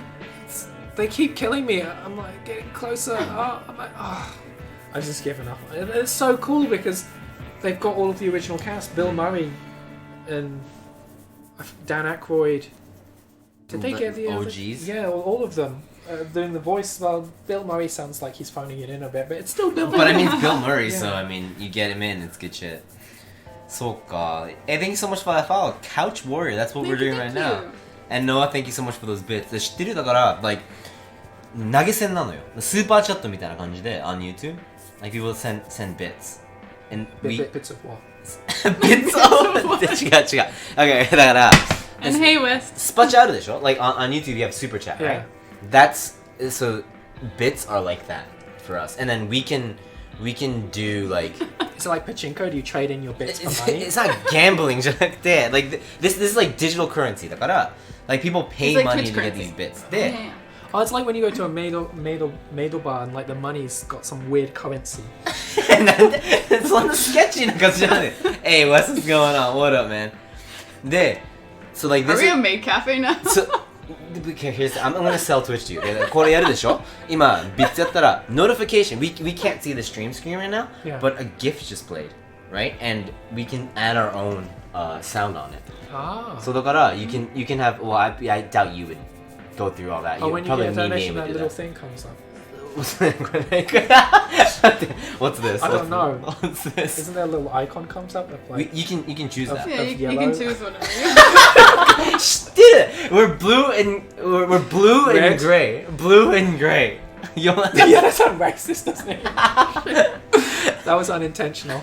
So yeah, That was unintentional racism. Don't ban us. she's yellow. So am I. I like to call myself pale yellow because It's okay, I call myself banana bread. Because it's a mix of white and yellow. banana bread's nice though. Right? Yeah, You were so worried about calling us our real names like on stream before. You're yeah. like, I realized that I don't really refer to people by their names. I just realized that.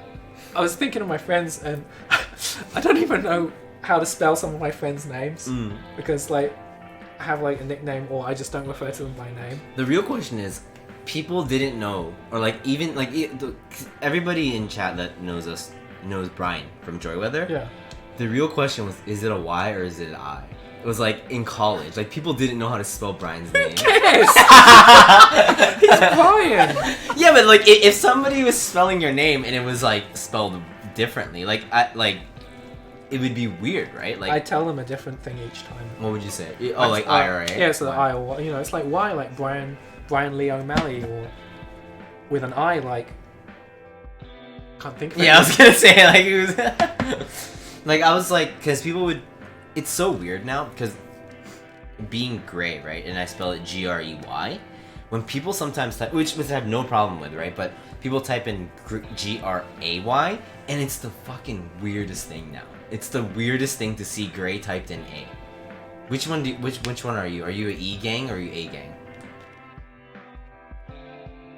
I have not typed the word grey. I'm trying to think of the last time I typed the word grey or even thought about that. I don't care. Wait, aren't you? Isn't the British way of spelling it E? No. I'm really bad with spelling, and because I kind of grew up with American pop culture, it's all mixed up.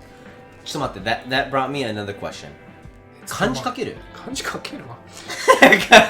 多分 I think Duncan, you can probably write more kanji than I can. I used to be like super into kanji, and I remember weird stuff like lemon and things like that. I can't even speak Japanese anymore. No, because like I always felt like, well, yeah, you're obviously native in English too, but like your Japanese is like flawless, like in the sense not like in the sense that like, oh, that's, you know, it's somebody that can speak Japanese, but like 日本人レベルの I don't know. My videos are scripted though. And people will watch my old videos and they're like, 昔の方が日本語上手くて草, and I'm like, oh, maybe they're right. I really don't speak Japanese much at all. Mime wants to speak Japanese, but I always revert back to English.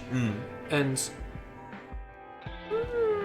yeah, you see, Mizumi says automatic Twitch partner with his YouTube audience.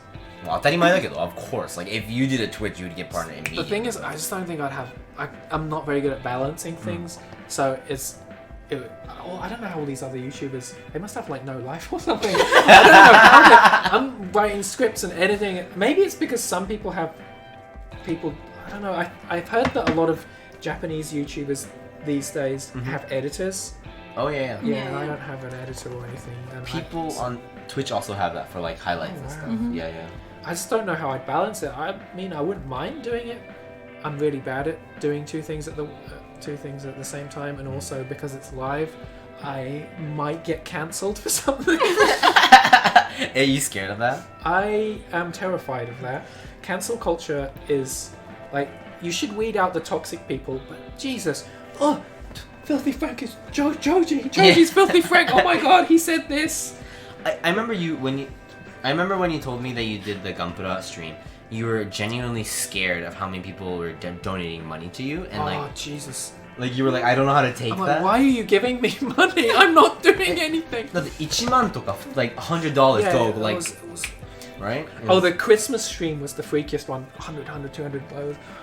What are you doing? This is terrible. People want to give money to you. They want to support you. Yeah, such a I diehard feel fan bad. base. You already watch ads, crappy ads, like the terrible ads on YouTube. Dude, can we talk about those ads? Oh my Okay, can we God. talk about those ads? Because It's porn. It's literally porn. Yeah, I recently saw one where this dude fucking another girl, and it was like, I didn't see the whole thing, right? And you made a video about that. Yeah.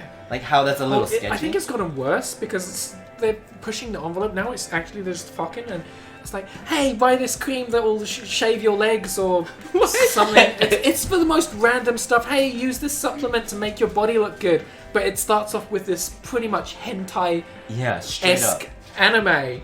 And these are ads on YouTube, and you're demonetizing my videos.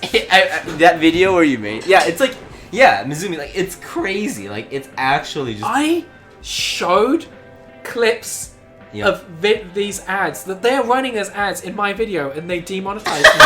They demonetized me for that. When you were just saying like. Or I used it in a thumbnail, in a thumbnail. Demonetized for that permanently. It's like, what is it? Is it just one company doing just a bunch of those? I think it's and some of the stuff. There's someone who did a video about what the stuff they're selling is really dodgy, like supplements. I mean, the ad themselves are pretty None dodgy. of it's legit. It's like, I was like really, because I saw that video of yours and I was like, yes, I've been getting those, but it's like story based. It's like kind of like manga, right? So I never took the time to watch it, and then you showed it, and I was like, okay, that's sketchy as heck. And also, you can't find the actual ad on YouTube, even they're running, because they have it unlisted or something.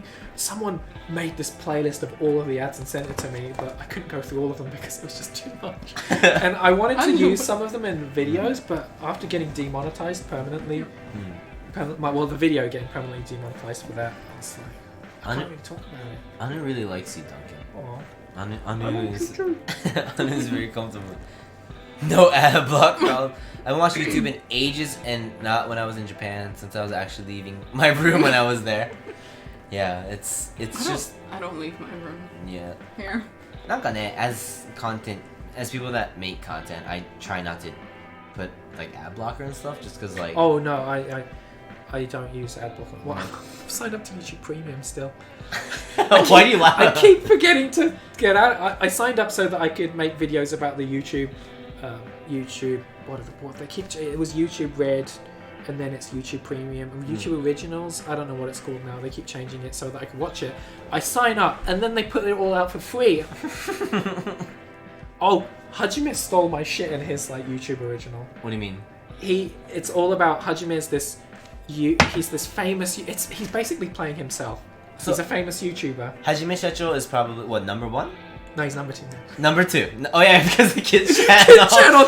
A kid channel made their subs public, and now he's number 2. So number 2 YouTuber. So but still humongous YouTuber in Japan. Nah, you're good.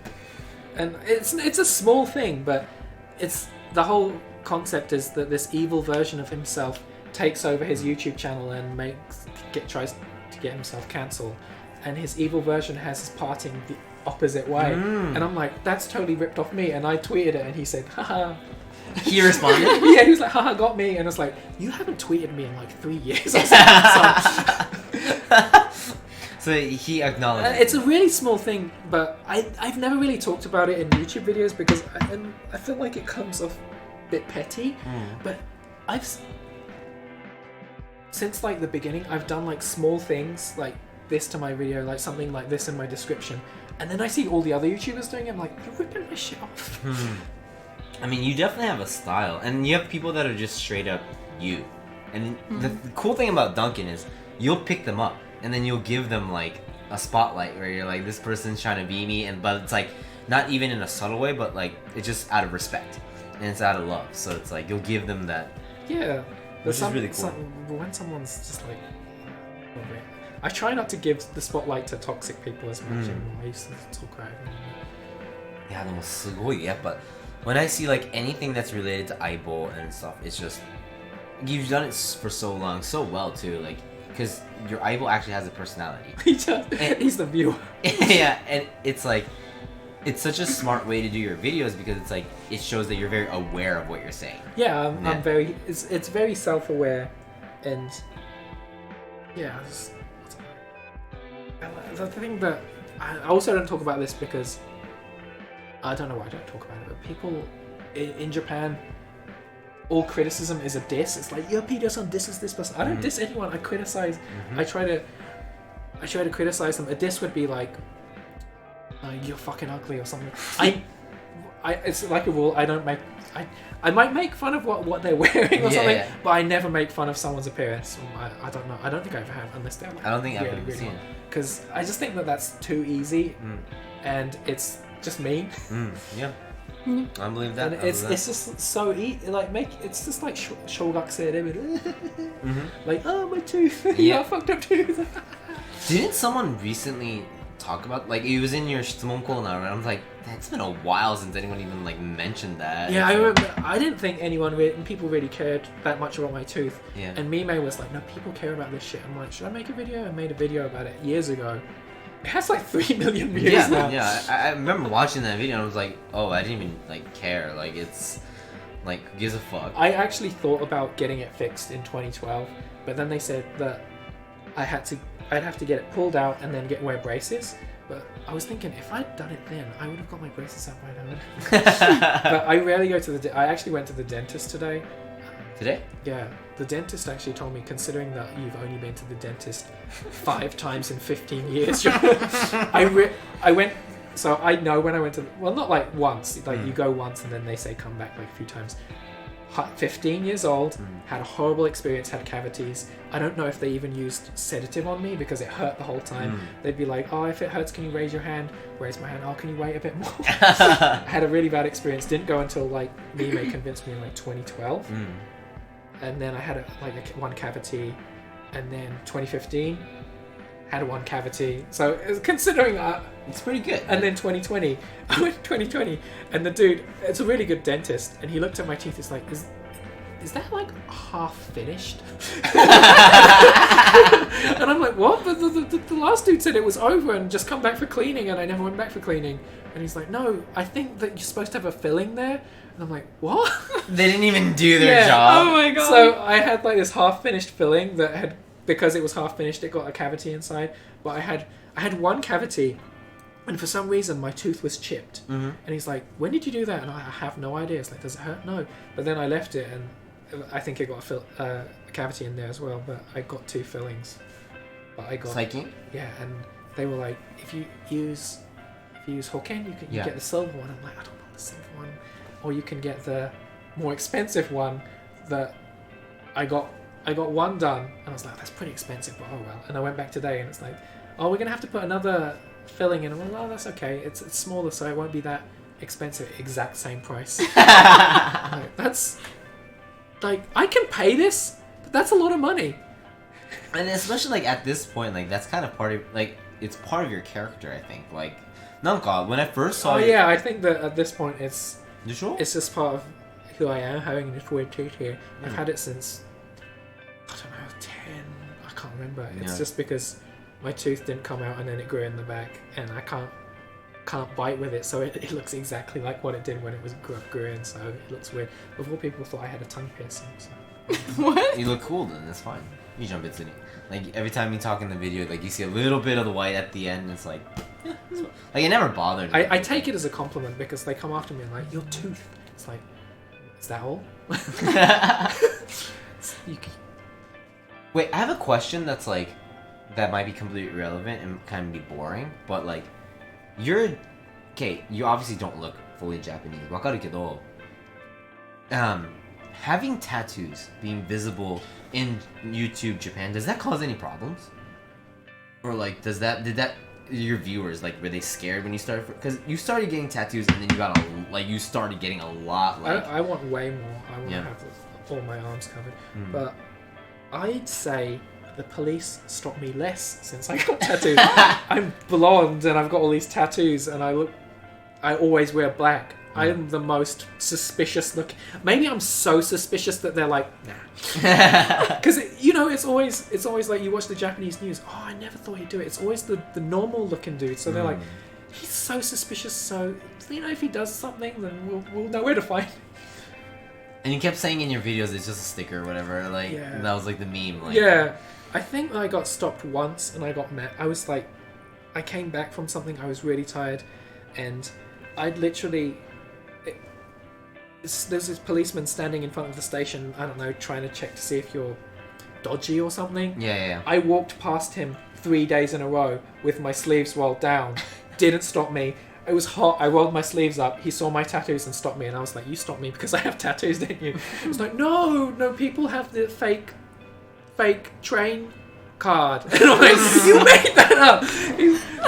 Totally He's made like, that shit you up. made that up. You just made that up, didn't you? And he was like, can I look in your wallet? And I'm like, why? For what? I want to... And he was like, do you have something dodgy in there? And I was like threw it in my wallet. I was just looking in my wallet. And then he was like, okay, and just let me. It was just so annoying. It was so obvious that he stopped me because I had tattoos, and I was just tired, and I wasn't... Usually, when I walk past policemen, I'm like, are they going to stop me? Are they going to stop me? Because sometimes I want to like mess with them and start speaking English, and then suddenly start speaking in Japanese. Because police here, they're not that bad, Yeah, they're not that bad, yeah. If you do get arrested, what's the conviction rate? 99? I think it's 95%, so don't get arrested. Because they'll keep you in... Well, let's not get into that, but the conviction rate is very high, so don't get arrested in Japan. Be good. Don't do naughty things.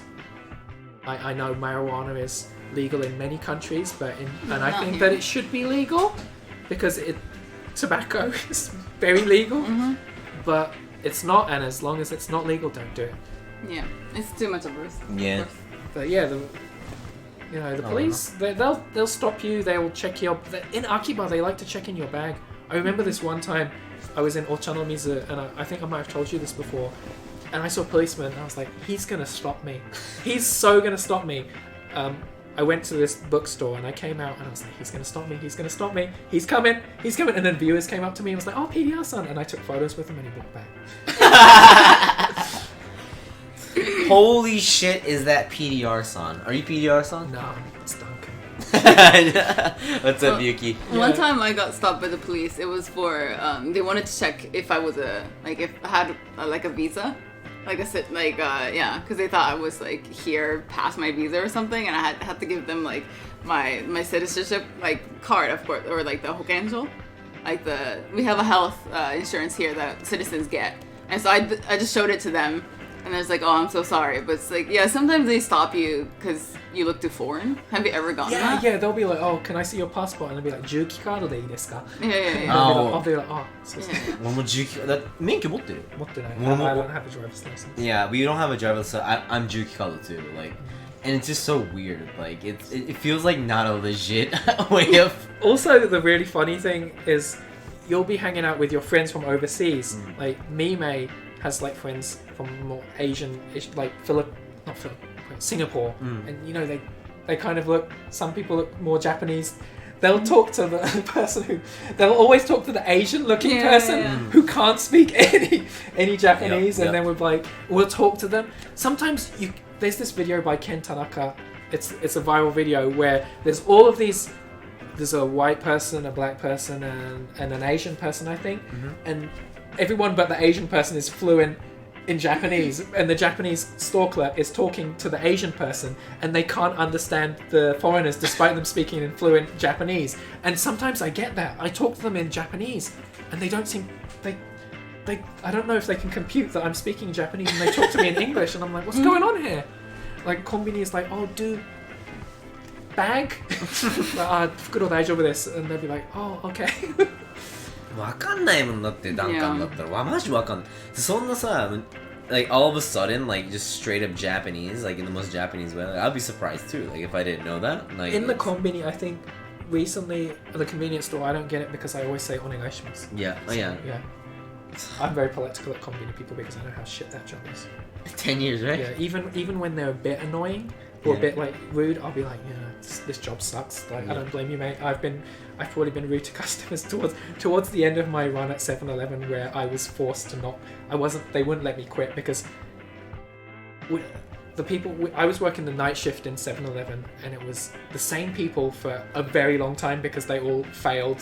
They flunked years in university.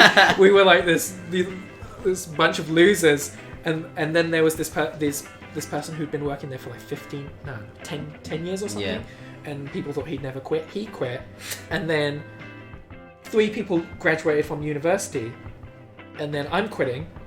So that's 5 of like the night shift. They're wiping out the night shift. It's just you now. Yeah, and they're like, I wanted to quit at the end of 2012, and I think I ended up staying there until, I feel like I was there until February. The owner there, she was very nice, but I later realized that she used that niceness as her weapon.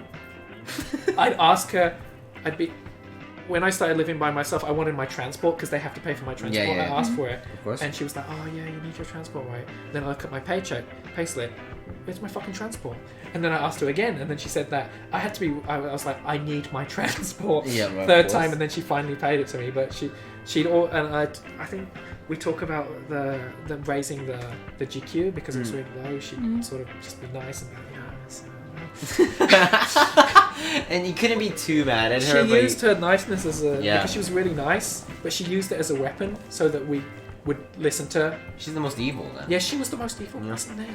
She knew how to manipulate. And it was initially the night shift was very easy, but then it's like, oh, the night shift, you've got nothing to do. You can do this, and this, and this, and this. When it got to the point where we couldn't have our like break properly. Oh my god! We had to wash the frying machine. The ice cream would come in, the bento onigiri, the bread, the magazines. It's like this isn't what I signed up for. I signed up for a job where it's just easy and you sit in the back reading Shonen Jump. In the back room, right? Yeah, and it was really stressful towards the end because people started recognizing me at 7-Eleven, and it was because you were doing videos then. PDR-san. It was when my channel wasn't taking off, and it was a bit stressful, and I really wanted to quit. I mean, it's like it's so crazy that you worked because you always talk about like that's one of your series on your YouTube, like the konbini and. So one of the things that Duncan does on his videos is he does these skits of people that he's encountered. Now it's just like, in the beginning it was that, but now I just take viewer submissions. Oh, okay. Yeah, and I reenact them. But in the beginning, like the first bunch were all people I've encountered, and people they leave viewer submissions. Sometimes they sound super surreal, but if you've worked in a konbini night shift, you'd know that like maybe that could be real because it's weird people coming to me. So weird. Sometimes you're like, is this real life? Even when I was doing a temp job at a Family Mart, I think I told you, some dude, he just came up to the register, he pulled up his shirt, and he's like, touch my belly, and he's grabbing my hand, and then the girl who obviously works there all the time, she took my hand away and was like, just go away. She's like, does he come here all the time? She's like, yeah. Like, What? He's the guy. The touch my belly she's like, guy. I'll have your famichiki soon or something like that. And it was just like, oh my god. They're everywhere. That's so crazy. And, and there's so many weird people that I can't. If you just watch my vid, the first 10 or something, I think they're all my experiences. So though everything is true, and sometimes people are like, "That's so exaggerated." I think I underplayed a lot of them. They were even worse. He was a genie. You missed your chance for a free wish, Duncan. Oh yeah. Were they Gaijin? no. Japanese people? I thought that I would use my English sometime.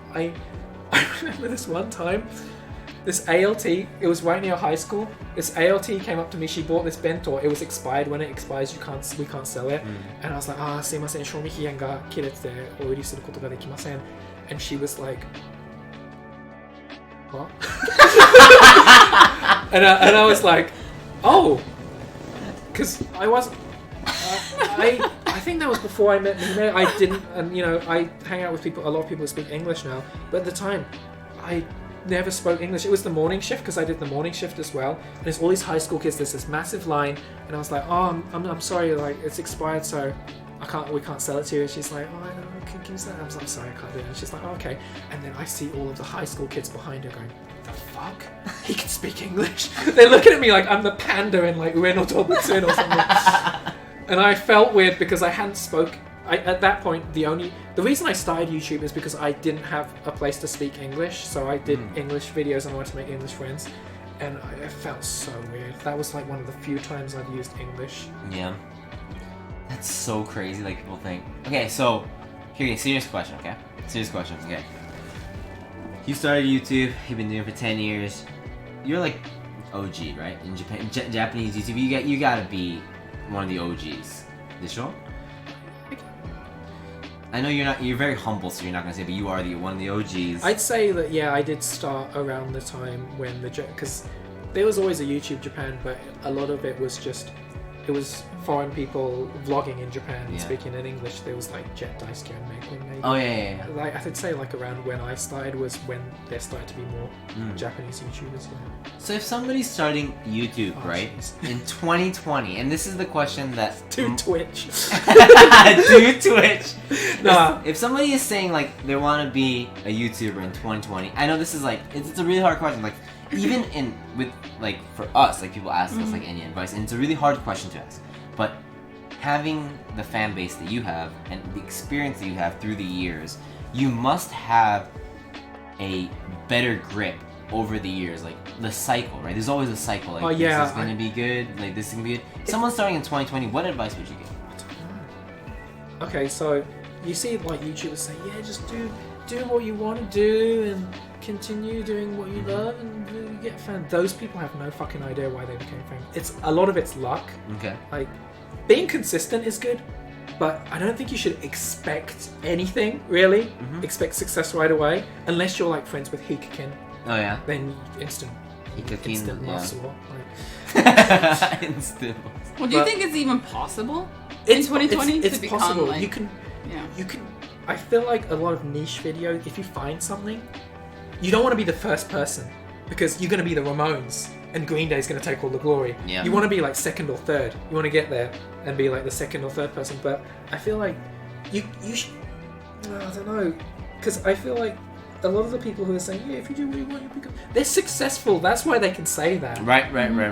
A lot of it is luck. I don't know. It depends on why you want to start YouTube. If you want to start YouTube for the money, then you shouldn't expect instant fame. Fucking hard. So like, okay, and I always ask that question. I was thinking of a way to kind of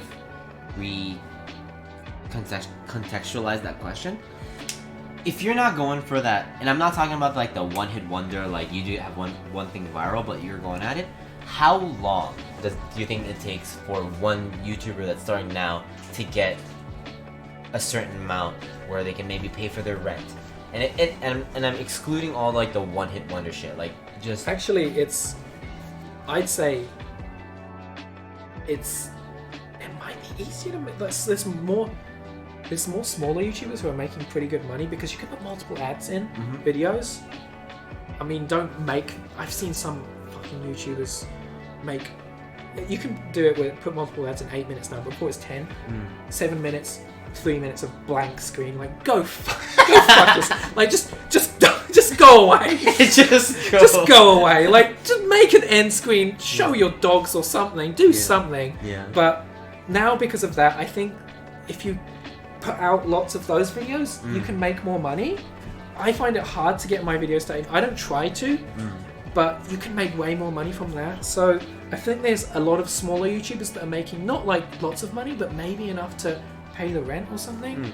Because I was watching this YouTuber, his gimmick is that he is, what's his gimmick? He's a furita. He's like he just talks about being a furita, like a part-timer in Japan. And he talked about how much he made. And I was like, what the fuck? You made that much? So I think the multiple ads thing really helps. Even if you're like getting under, I don't know, like maybe 10,000 views a video, if you're putting out lots of them, that actually adds up. And if you have a core fan base and I guess live streams and stuff, nuggets in and stuff like that. Yeah. The super But chats. I don't know. If you just want to have fun making videos, then just do it now. Yeah. Just go ahead and do it. If you want to make money, maybe you should think about it. And I know you probably want to like put out all your videos, but I think you should space them out a bit, get used to making videos. Being consistent is very, very important. Yes. You see some people can get away with putting out one video a month. You know, some people like Togashi. Yeah. No matter what, people will watch their videos. Yeah. Like Vsauce. Yeah. Like, he can go away for 100 years and put out a video as a robot or something, or cyborg, and people will be like, yeah, it's Vsauce. But it doesn't work like that for everyone. Yeah. So I'd say that you're lucky if that being consistent is good. I mean, Duckalina and Chaz is just showing That's... Yeah. But actually there's lots... I don't know. There seems to be a huge difference in treatment in I think that they focus on... what I've heard, it might have changed, they focus on the tippity top and the bottom because they want to keep the bottom motivated. Yeah. And with the bottom you can do like cheaper... You can... What's the word? They can do... So a company can come along and get their stuff promoted for way cheaper with a lot more different YouTubers who probably have a small core fan base and they're doing like stuff like that. I've heard that they kind of in the middle, they're not treating them as great. Like I think Kinoshita Yuka never told me about how she... I don't want to talk about... No, I shouldn't probably say anything. No, it's nothing like bad, but I don't want to talk on behalf of her. That's not... Right. No, that's not right. It just kind of... But I when people quit I'm like, did you write a non-disclosure or do you just not want to burn that bridge? Because I know that the reason you quit is because it's not... Some of them outright say it's not worth being with And there's probably something there that I think that they'll just leave you out to dry sometimes. They're just like, oh, we're done with you. And sometimes it's just not worth getting... They still... Like, I don't think networks take money from YouTubers as much. They with agencies and stuff. Still takes like 10% of the top YouTubers and 20% from the 20... Right. That's a lot of money. You were saying that the percentage it gets bigger and bigger as like the smaller you're... Their company... The way they make money is the biggest revenue is still ad money, and that's stupid. Ad money is unreliable. But they're taking like 10% of what Hajime's making is probably millions. That's kind of one of the biggest things that we liked about Twitch starting was like, yes, there's ad money, whatever, but it's mostly from like it's like crowdfunding. Yeah. Right? And it's like from the people that you actually care about and they care about you. Yeah. So it's way more reliable and it gets us motivated and it keeps us connected. And I think that's like the best thing about Twitch is like it's just like you know the people that are giving you the subs. Like it's so I think because on YouTube they have like the membership now, but like basically when you follow somebody. I forgot about that. Oh, wait, am I supposed to? Nah, fuck it. YouTube paid a bunch of those YouTubers to do membership. Oh really? Yeah, like the top ones. They were paid by YouTube to do that. I don't fucking care. Are you allowed to talk about that? I have no connections. I am affiliated with nobody. I don't care. I heard it from someone that I don't talk with anymore. Okay, allegedly. Allegedly. YouTube paid a bunch of top YouTubers in Japan suddenly started using membership. It's like a lot of the time when something is going around, I usually think money is involved. A lot of the time money is involved. And it's, what was I gonna say? You're so worried about censoring yourself. Like on art, I mean, with our channel, not like. Oh, you gotta censor yourself. We can't take responsibility for what you can't say, but like on here, it's like on our end, it's fine. Oh, about YouTube. If you like really, really love YouTube and just growing up watching YouTubers, oh god, oh god, New Found Glory's back. They won't go away. They won't go away. No, I love New Found Glory. All right, go ahead. If you really like YouTube and YouTubers, because I really loved YouTube and I still like making YouTube videos, but I really loved everything, and seeing like behind the scenes stuff might really kill a lot of the love that you have, because I know because on my Twitter bio I think it says that I used to love YouTube because it's kind of my job. I still like making videos, like I like interacting with viewers. They meme my merch shill, and my merch shill has just become a meme, which is really I love it. At the end of your video, like you connect it to pretty much literally anything. But I feel like if you really love YouTube and all of these YouTubers, sometimes you might be disappointed if you see them. It's like when it's best not to meet your heroes because you're really disappointed. If you're too invested in it, sometimes it's a bit hard. I think you need to think of it sometimes as a business, because it's my job. You need to maybe detach yourself a bit, because I'm not saying all YouTubers are scum, but a lot of them are, and it's depressing seeing that and seeing things happen. And I say this a lot, but there's a lot of stuff that I know about YouTubers. It's not super bad, but some of it's pretty bad, but I can't really say it because there's no proof, but I know it's true. One day when I quit YouTube, by the way, I say this a lot. When I quit YouTube, I'm not telling anyone. I'm going to Goodwill hunting that shit. I remember that. Yeah, that is my plan. I'm Goodwill hunting that shit, and then maybe a year later, you'll have this like tell-all book from PDR-san about all the YouTubers. Like the people that we met that do well on YouTube, like you, Joey, the anime man, and like Peach Milky and stuff. Like it's really cool because like we were able to find people that are big on those platforms, and they're real as fuck. Like they're. I've seen you interact with fans that come up to you when we hang out, and same with Joey too. Exactly how they are. Like they're like super real. Like they're not. It almost is when you say that, it's like almost like it's like an illusion almost. Like it's like delusional to think that people are so different. Yes, you are different from your videos, but you're still very much the Duncan that I've seen in your videos. A lot of people like PDR-san tension低いですね. Yeah, but tension 低いとか Yeah, a lot of the people are different though. They're just toned down. Some people are really toned down. Yeah. But yeah. YouTube. What was I gonna say? Something else. It's just been so like. I got a line from the YouTube school. Right now. No, this is another whole thing. is doing this. Let's go. Don't want to go too into it. I made a video about it, but is partnering with this school to make YouTubers, which sounds like a shit show, and it kind of is. And I signed up to their line because I wanted the documents. Yeah. So I had to sign up to get it. And then our school for YouTube is fucking stupid.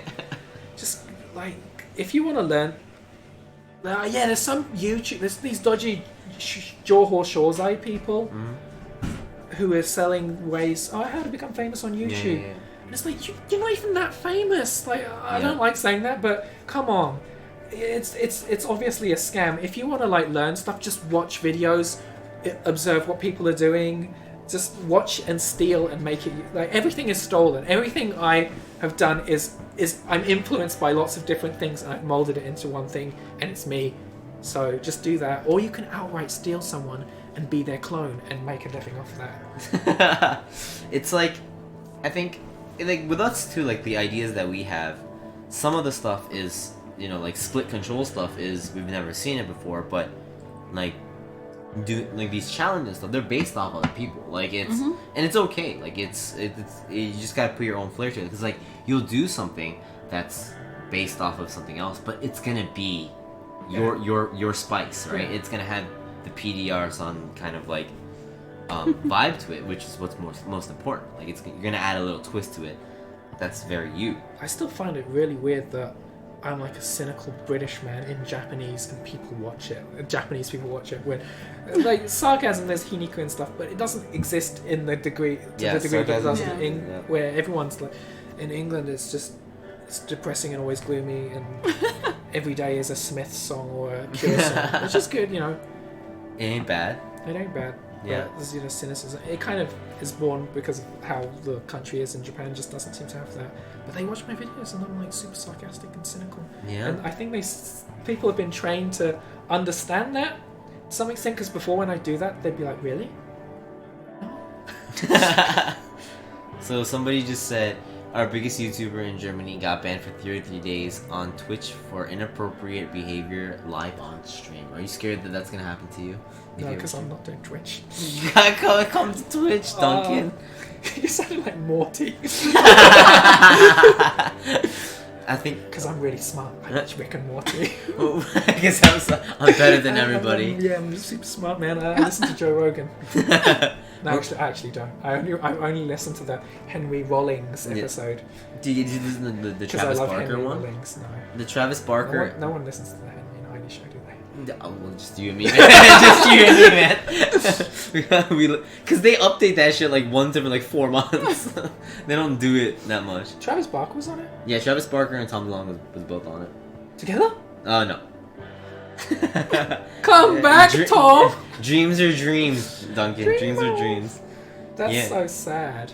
Yeah, man, that's... Tom's like he's actually searching aliens and he seems happy, so good for him. He's doing good for himself too. Yeah, I think he looks happy, and if he's happy doing that, then that's good for him. He's still doing Angels and Airwaves stuff. Yep. I don't really listen to it, but when I do listen to it, I was like, oh, I enjoy them. Yeah. So so someone Azure is asking, how can I make PDR-san drink water? Do you have anything in the can? Are you done with that? Yeah, I'm done with that. Okay, let me get you. Would you like some water? Yeah, okay. We can get you some water. So like This is your glass. What you can do is you can have channel points. So depending on how long you watch a stream, you can redeem stuff. And one of them is Blue hates drinking water. Oh yeah, you're weird. Yeah. So she's like, I don't like the taste of it. There is no taste. Nope. There is a taste. Yeah. And then so we've decided this year that what do you drink? She drink tea and coffee. She drinks too much coffee, but you have that problem too, right? You drink I drink coffee like water, but I like I drink or as my people say, water. Water. Matthew from Botchamania. Nobody's gonna get this. I love how he says water. He says water. What is it? Water. He says like water. Like sometimes people, Mime makes fun of me because I say lettuce. Lettuce. Because like my dad is kind. I'm just gonna drink one. So Azure, you just made PDR-san drink water. Oh. There you go. That's good water. You mean water? But yeah, sometimes because I think my grandparents were kind of rich and posh. My dad was. I think he wished he was posh. He looked like a cross between John Lennon and Jesus. Amazing. Like a hippie in the modern age. But I think he kind of talked a bit. He wasn't posh, but he was like one of those British people who didn't really have like a Cockney accent or something. Okay. Because I grew up around, we were working class, and I grew up around like other kids, so sometimes my English sounds a bit weird. Because next door neighbours said, "Oh, I broke this." Broke? Like broke? I broke it, yeah. I broke this. I don't even know if that's from. I don't know why he was saying brook. Because I'm from Norwich. And I'm pretty sure they don't say that in Norwich. It's just something like... Yeah. Anyone know where Norwich is watching this? Where's that? I'm not quite sure. Norwich. Oh yeah, and by the way, Joshua, the dabbing is a meme. We have a channel point where you have to get 9 billion, like... It's an impossible number to make me dab, and I refuse to do you dab? So. I used to. No, this is 2020. We don't dab. That's I mean, Well, I mean, if you dab, you fit perfectly on Twitch. You fit in very perfectly. I don't know if that's a good thing. So like us streaming, like we stream for like 6 hours plus, or like we've been streaming for like 12 hours every day. Does that like freak you out? The idea of streaming for more than an hour? I've done like 1 or 2 hours live shows.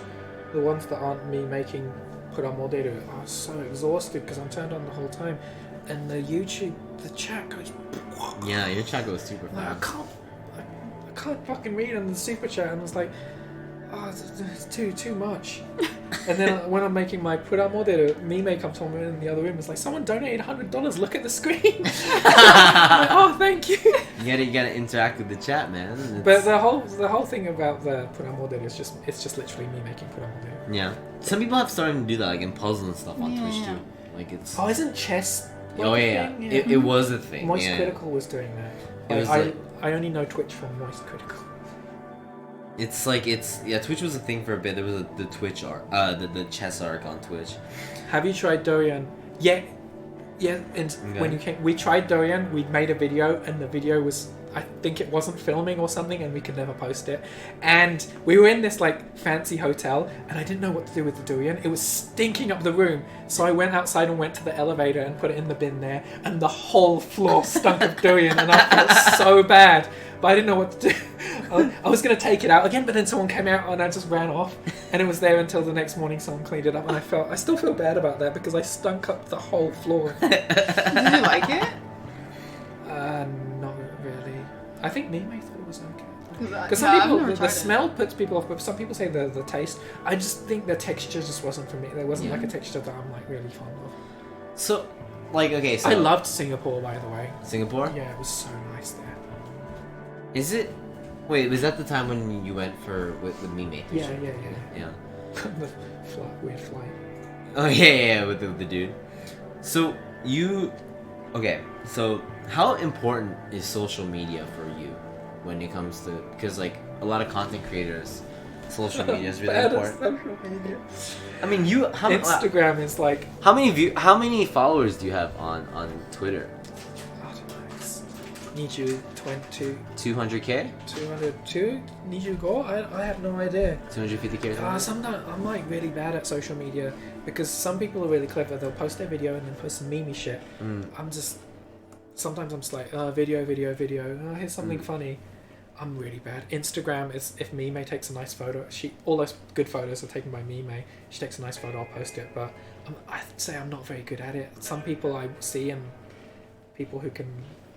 The meme stuff is good, I think. Posting like meme stuff and then your videos. Do you have to actually like think about what to post and shit because of your reach? I do think about. Well, I don't think about.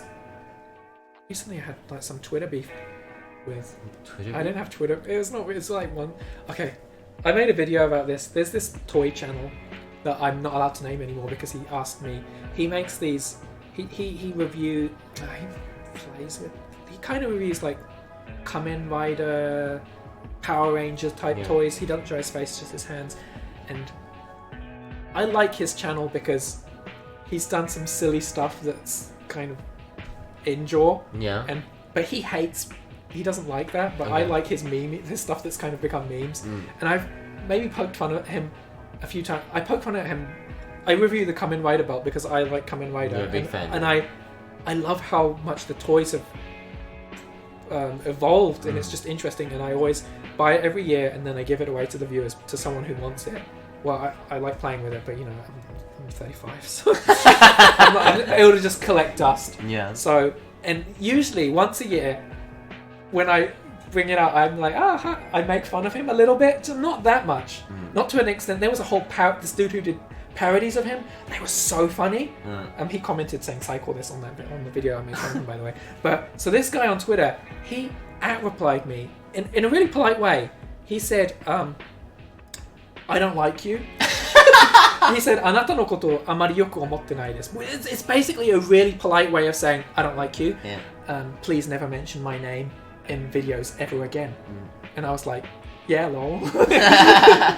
With like some winky face, yeah. And I did make a video about it, but it was so funny because I do criticize YouTubers, but no one has ever said outright, I don't like you. And I was like, and Mime was like, fuck this girl. You like this guy, right? Yeah, and not his actual content, but the because I don't really, if I don't like someone, it's pretty obvious. I poke fun at them in a sort of what I think is a funny way, but maybe they don't like it. But I don't think he's very good with being criticized. Like when he's constructive criticism, I don't think he likes any of that, because my favorite video of his, it's really the thing that became a meme is, so he was opening a pack of Gambaraido. It's like this Kamen Rider cards that you can play on this arcade machine. It's for like Shogakusei, but grown adults play it. I was playing it when I was like 30 or something with my mates. I was into it. And he got this Kamen Rider, it's called Kamen Rider X. And he's like, I don't know this, who the hell is this? This is crap. And people gave him so much shit because he claims to be like super knowledgeable about Kamen Rider, and he doesn't know Kamen Rider X. And then like a few videos later, he's like, I watched Kamen Rider X and it was the best stuff ever. And he's buying a toy and he's praising it, and it's just like so funny. And people like memed that, and he hated it. And all those people reposted the videos. They're all gone. Power there because he's with him. Oh, he's with him. Yeah, and I think he did that tweet, and then I responded, and then I made a video, and he didn't respond to that because I think someone in was like, no, just don't touch PDR-san. Stay away from him. I'm in fault here, but the way he responded was, I laughed for like 5 minutes because he said he doesn't like me. Yeah, like, and you're like, I kind of like you, but it's just unfortunate. But I understand. No, I understand. I do make fun of people. I don't try to be malicious. I feel like I was a bit more. I'm surprised that Kinoshita Yuka likes me. Some of the stuff, like some of the parodies I did of her, I thought were a bit mean. But she's very nice. Like some people think she's weird. I think that she's actually really weird, and I'm really weird. So I can kind of relate to that. And she's a bit of a weirdo. So you guys match. Yeah, a lot of YouTubers aren't actually weirdos. But you think that they're weirdos, but they're more like normal. Tokai on air are like really weird, like in a good way. They are. I think I told you before, but they should be a reality show. There should be cameras in their apartment, and they should be filmed 24/7 because some of the stuff they do in real life is way funnier than the stuff they do in videos. But Yuka is still one of my favorite YouTubers, says Yuki. It's I remember you talking about that, and it was. Oh yeah, I remember the first time I went to eat with her. I was like, does she really eat that much? And we went to this vegan place, and she ate everything, but she obviously didn't like the vegan stuff that much. But then she ate like 4 desserts or something. And I was like, you're gonna eat all of that? Wow. And then we went to eat Mexican, and she ate so much. And it was like, I was so impressed. I was like, wow, she's the real deal now. Well, she's not faking it, it's real. I didn't think she was faking it, but when you see it in real life, like, wow, that's so. I felt like I was at a circus. That's kind of mean, but no, but it was kind of a spectacle. Yeah. I was taken aback. I was like, wow, she's eating all those desserts. She's so skinny. Where's all that going? It's like, wow. It's crazy. So I'd say that out of a lot of the YouTubers I met, she is like, despite she gets a lot of shit for small thing. Well, she chucked her cat on stream, but I've seen her with her cats, and she loves her cats to death. And it was just like the way it was like a no look pass, like it was Gary Payton passing the ball. Like, but cats, you can. I don't recommend it, but you could probably chuck a cat from a really high place and they'll land on their feet. And she was just like, her cat was in the way, so she just moved it. But the way she did it was, it looked kind of bad. But she gets way more shit for that than actual, like, I can't say the word, actual people who've done actual evil stuff. Yeah. And it's like, that's kind of not fair. And I've met her, and she's a bit weird, but I'd say that she's not that problematic. And I feel like that she gets unnecessary hate. So it's, I mean, and you're an animal lover too. Like you got a lot of pets too, and it's like, for you to be able to judge that, I feel like I think that's. I saw her with her cats. She loves her cats. Okay. If you watch her Instagram stories, she loves her cats so much. She's like becoming a bit of a crazy cat. She has 3 cats now. It's like slow down there. So you know that she respects. Yeah, she loves her cats. Her I think cats. it was just that that was her first cat, and she still didn't know how to treat a cat and stuff. And live streams, there was that. Wasn't there some Twitch streamer who? Yeah. Someone, yeah. Yeah, stuff like that. Got in trouble for mishandling her cat too. Yeah. Yeah. And compared to that, it was nothing. The one on Twitch was way worse. Yeah. Yeah, I don't know where I went on a tangent about Kinoshituka, but yeah, you should, if you like watching mukbang, you should go watch her videos. I sometimes watch her videos because they're not offensive. Just entertaining. Her videos where she's drunk are really funny. She comes home hammered. She's like, I'm gonna eat like 1 million hamburgers now. And then her cat will come up and she'll be like, oh, Lon, I love you. It's so fun. There's only a few, but you should seek out the drunk Kinoshita Yuka videos. They are the best. They're some of the top quality YouTube Japan content.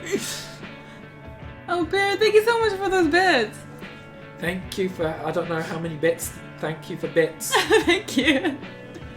Now we're talking about a YouTuber who does like mukbang videos. I don't know, she's been doing it before mukbang was even a thing. Because mukbang, that's Korean right now. Yeah. Player was asking in chat, what's your favorite Kamen Rider series? Kuga. Kuga? It's got Odagiri Joy in it. He's like a really good actor. It's kind of... It's when Kamen Rider came back and they were like, we're going to aim this more at adults. But then eventually they were like, we can sell toys. And then it kind of went back to more of a toy shilling show. But it's amazing because they address the fact that people are actually being killed by the monsters. They address the amount of cops that are being killed by monsters. The last battle is one of the most weird and my favourite Kamen Rider battles because usually they change into different forms. The final form, you only see it in the last episode, so it was the first time that they shilled like final form merch after the series had ended, and it's basically him versus the last boss guy, and they're punching each other, but they pretty much immediately go back into human form, so the last boss battle is 2 dudes beating the shit out of each other, blood coming out of their mouths, beating each other to death, and it's like so amazing. Kuga. And his character is like, it's sort of happy-go-lucky, but it's pretty intense. No, does PDR-san have a Twitter? Yeah, it's PDR, not PDR. You don't need to, it's okay, you don't need to follow. There's not much quality content. I sometimes post my cats and dog.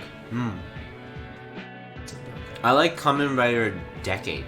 Oh yeah! Decade! Okay, Decade was a good concept because the Heisei Rider started and it's 10 years. So, decade or decade. And he goes through, he's time traveler and he goes through to all of the different Kamen Riders over the years, but they can't get most of the actors because they've all become famous and they're too good for Kamen Rider, like Odagiri and Mizushimaru. And Takeru-sama, what's his name? Sato Takeru? Sato Takeru is Kamen Rider. But he goes through, it's kind of alternate universe, but sometimes some of the actors, original actors, the thing that was fucked up about it is the last episode, it ends on a cliffhanger. If you want to see the rest of this, go to the movies. That's like, the parents were pissed. And then they showed this trailer of the movie. It was a fake trailer. None of it was in the movie. I went to so it ends with him being confronted by all of the riders because he's like the Earth Destroyer. He's like something, I forgot. He's because he's a time traveler, he's going to destroy the Earth. He's like Hakaisha or something like that. And I believe he's surrounded by all of the riders over the decade.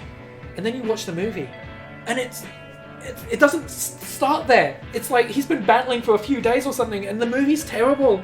And I think that they blew their budget. The first episode, there's this scene. Every single Kamen Rider, all of the side riders, they're all going into war. There's this massive battle with all of the dragons and everything. It's amazing. I think they blew their whole budget there because I wanted that to be the last episode, but they kind of dropped the ball there a bit.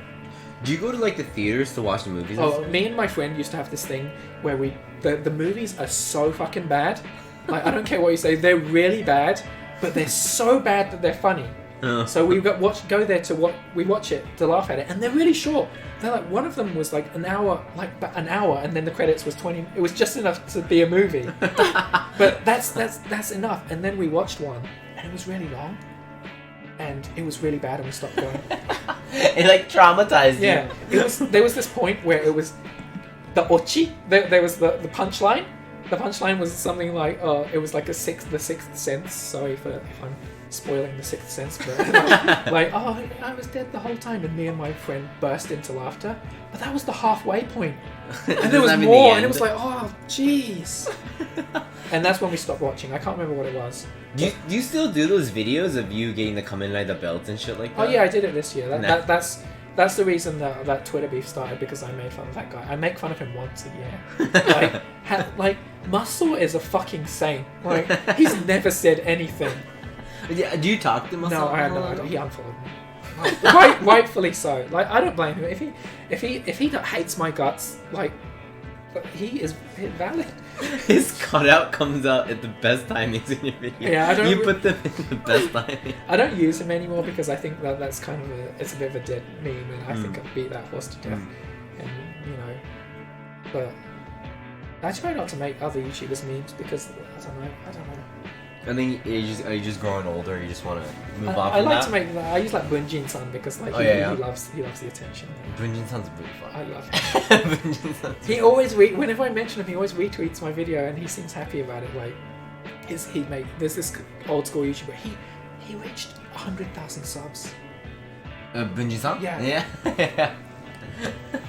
There's this YouTuber called Bunjin. He makes terrible videos that are really funny, and he does the same thing again and again, and he's been on television and stuff, and the TV episodes are really funny because he's very serious about his craft, even though his stuff is really terrible, but it's like funny. A lovable sort of funny terrible, and you want to watch it again and again. And he had 100,000 subs after many years. When's the Bunjin PDR collab? There were talks of me and a different YouTuber that I don't really talk to anymore. We were going to go to his house and clean it because it's so dirty, but it kind of fell through the cracks. There was also talks of me and him going to another Kirizaki Eiji's house or something. Oh yeah. But he did. Yeah. He got cancelled or something, so we couldn't go.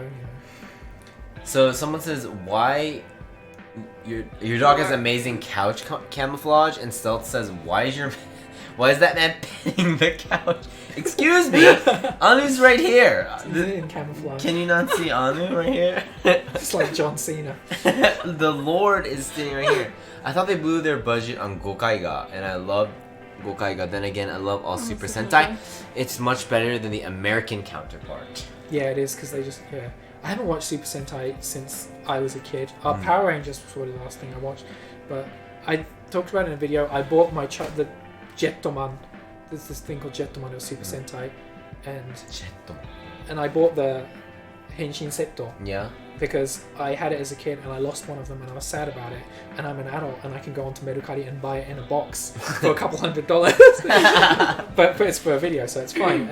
And I specifically remember this because it partly traumatized me. So the last episode, Red Ranger, it's his wedding. The Black Ranger, he's a bit of a rebel. He's a bit of a badass. He's heading to the wedding. He sees a girl is being robbed.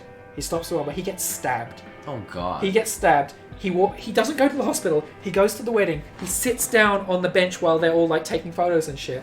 And he's like this, sitting down like this. The Red Ranger comes up to him and I was like, hey man, I'm glad you could make it. What was wrong? He's like, I'm just a bit drunk. Then they go off to have fun and take a photo.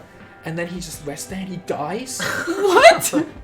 And I thought for the longest time that I was mixing up some kind of memory of some drama that I watched as a kid with Jettoman. Yeah. But that is the actual ending. And it was called like Tatakau Torendi Dorama at the time. Because there's even more fucked up aspects that I need to revisit, like what? Of the show. And that's how it ends. I vividly remember watching that as a kid.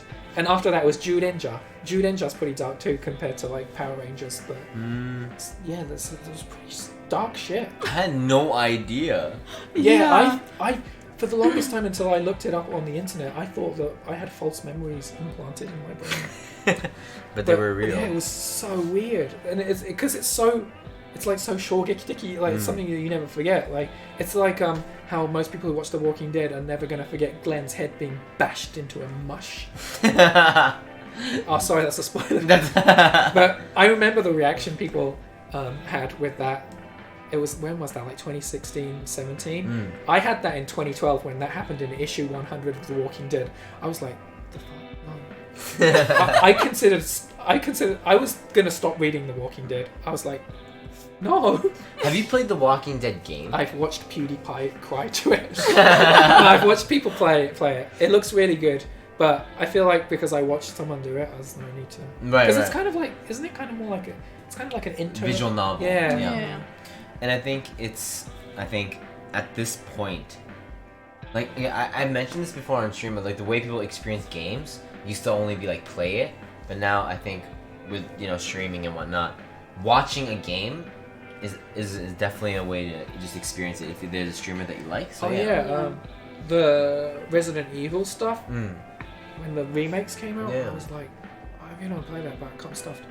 But I think I watched Markiplier play it, and then there's this Japanese streamer I like. I forgot what he's called. Gachima. I watched him play Bio 3, and even I was disappointed at Bio 3. It was like that's it. Yeah, it was really short. Where's the that was really fun to watch. Where's the extra stuff, man? Yeah, Gachima. Yeah. I love Gachima because he says stuff on the verge of being edgy, like I know you've got more in you, but you're like holding it back. The responsibilities. Yeah. I love him. He's like, I guess he's one of my favorite Japanese. Probably one of the only gamers I watch. So yeah, Gachimon's like a guy does a lot of horror games, but he doesn't get scared. Like that's his thing. He doesn't like when he gets scared. People like Mizurashiku all the way. Yeah, like it's like it's so rare. He's just like yeah, he's played way too many horror games, but like that's his thing. It's like there's a jump scare and he's like his full name is like Amari Gachima. Yeah.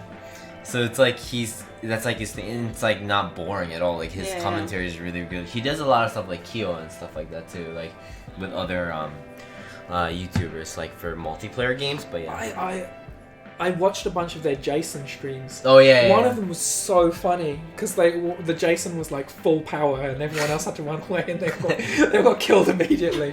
There's this one game that they played, and it's like you have to run. It's called was it Pacify? I think. The one in the house. Yeah, and then they all have to run away from this. Oh, the multiplayer one. Yeah. They have to run away from this one ghost, but when the ghost catches you, it turns into a doll. Yeah. And then it just turns you into like this tiny thing, but you can jump as high as a normal character. And so it's like one guy gets caught within the first like 5 minutes, and he's just jumping around, and he can't do anything. So is that all you can do? Yeah. Oh, that was really, really funny. I'm looking into that, even though I don't like horror games. If it's really funny, I mean it's all in Japanese, but Gachiman Nihongo. Gachiman is like he's pretty dry for a Japanese dude. Yeah. Yeah, I like that. I think that's why I like him. How old is he? I think he's like a bit younger than me. Oh really? I feel like he's younger than me. I'm fucking old, man. Everyone's so young now. Like, I find it weird when like older YouTubers hang out with really young YouTubers, you know? Yeah. Even though I kind of did hang out with younger YouTubers, but you're one of those YouTubers that like people can never guess your age. Like it's like what the fuck, Dana? Like I guess like the thing that's changed the most is like I gain and lose weight a lot. I've always had like trouble with my weight, like gaining it. Sometimes in university, like one summer, all I ate every day was salads, and I lost like 15 kilo. It's probably not healthy, and then I gain it, and then sometime in 2017, me and Mime used to go on these massive walks, and I lost a fuck ton of weight just by going on massive walks. But then I gained it back again. It's the quarantine, man. Yeah, it's hard. COVID's not helping with that. It's like I think at the end of the day, it's like that never, like because like as friends that never really like bothers like I always think you're like our age, like same age as us. So it's just like the way we talk and like it's like Yeah. Yeah. It's hard to, because you're 6 years older than us. Yeah, every year I'm It's like, weird. holy shit, enema of the state is 20 years old. And I'm like, these kids, oh my god, these kids were like born way after like Kurt Cobain died. And it's like, wow, it's weird. I just find it weird. I judge everything based off like 1994, like when Oasis came out and Kurt Cobain died, Yeah. you know? It's everything is either before that or after that. Because I was born in 85, so it's weird because I feel like me and Mime might be one of the, I don't know about you, but we're like kind of one of the last generations that experienced before the internet and the internet. Oh yeah, same. Yeah. Oh my god, you Like guys, waiting the internet for is images so load. awesome. Sundays were so boring before we had cable TV for a little while, but TV's boring. All the shops were closed. Nothing to do. You watched the Antiques Roadshow, which like was okay, but Jesus. It's probably like, yeah, I can't imagine. Like, I think we're on the cusp of that. It was weird. Look at the comments. Like when I see comments, it was way better in the 90s. No, it wasn't. Well, the Earth is ending, but like technology and the things you can watch and listen to, entertainment-wise. Yeah. Okay, let's just say, entertainment-wise, the world, you have got so much shit that you can listen to, watch, just spoiled for choice. You can listen to the whole Black Flag catalog on Spotify. It's amazing. That's I had crazy. to buy CDs and stuff. Yeah, so we're 29. We turned 29 this year, and did you turn 35 this year? Yeah, I was 35 in February. Yeah. My birthday is Groundhog Day. Hey. Oh. Yeah, that's why I love it's one of my favorite movies, and I love Great Bill movie. Murray. Yeah. Bill Murray. Let's go. So Marty says, Joe was talking about on Trash Taste podcast that Japanese audience is pretty hard on you if you fuck up. He was afraid of doing content in Japanese because of the cancel culture. Oh yeah, they're relentless. Okay, I mean, I think it depends on how much of a built-in fan base you have, and it depends on what you did. If what you did was like, you might get a bit of hate for 3 days, forgotten. Like Hikaru did. Oh yeah. Hikaru did like some fake. He did something. He did a social experiment and said it was real and it was fake, and then people were like, "Oh fuck you!" Blah, blah, blah. 3 days later, nothing. Yeah. But the sad thing about that is you can do something that's an actual crime, or something that's on the verge of being a crime, and the scary thing is that like people will forget about it in like a few months. There's like someone who's done something, not the person that you're thinking about. There's a different person who's done something that's really fucked up, but he's still thriving on YouTube. Like he lost a lot of viewers.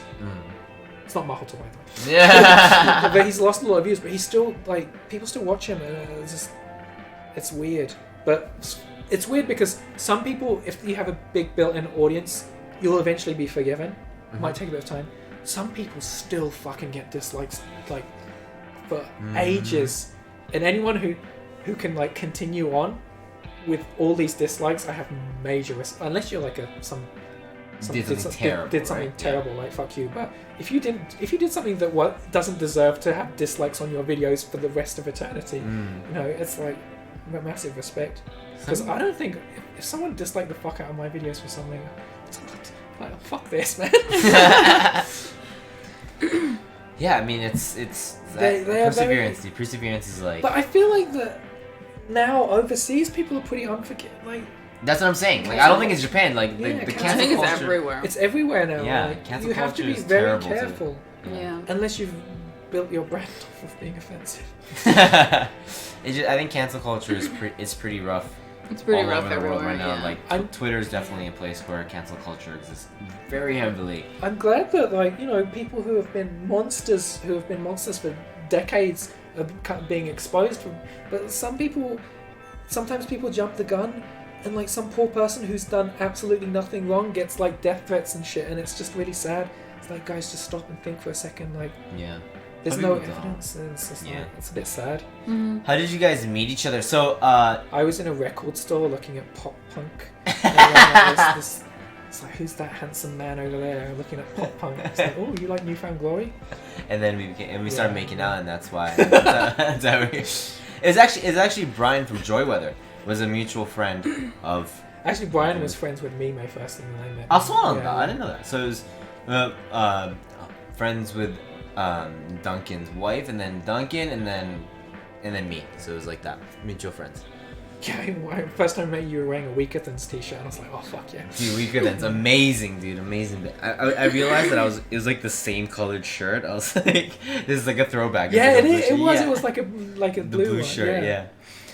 I'm 31 going on 32, and I barely remember a time before a limitless internet. What's up, Cal? How you doing? I remember when, back in the day, when people would talk about like bandwidth, and like the internet's like bandwidth, and I'm like, what's that? what do you mean you can't use the internet? You've used up.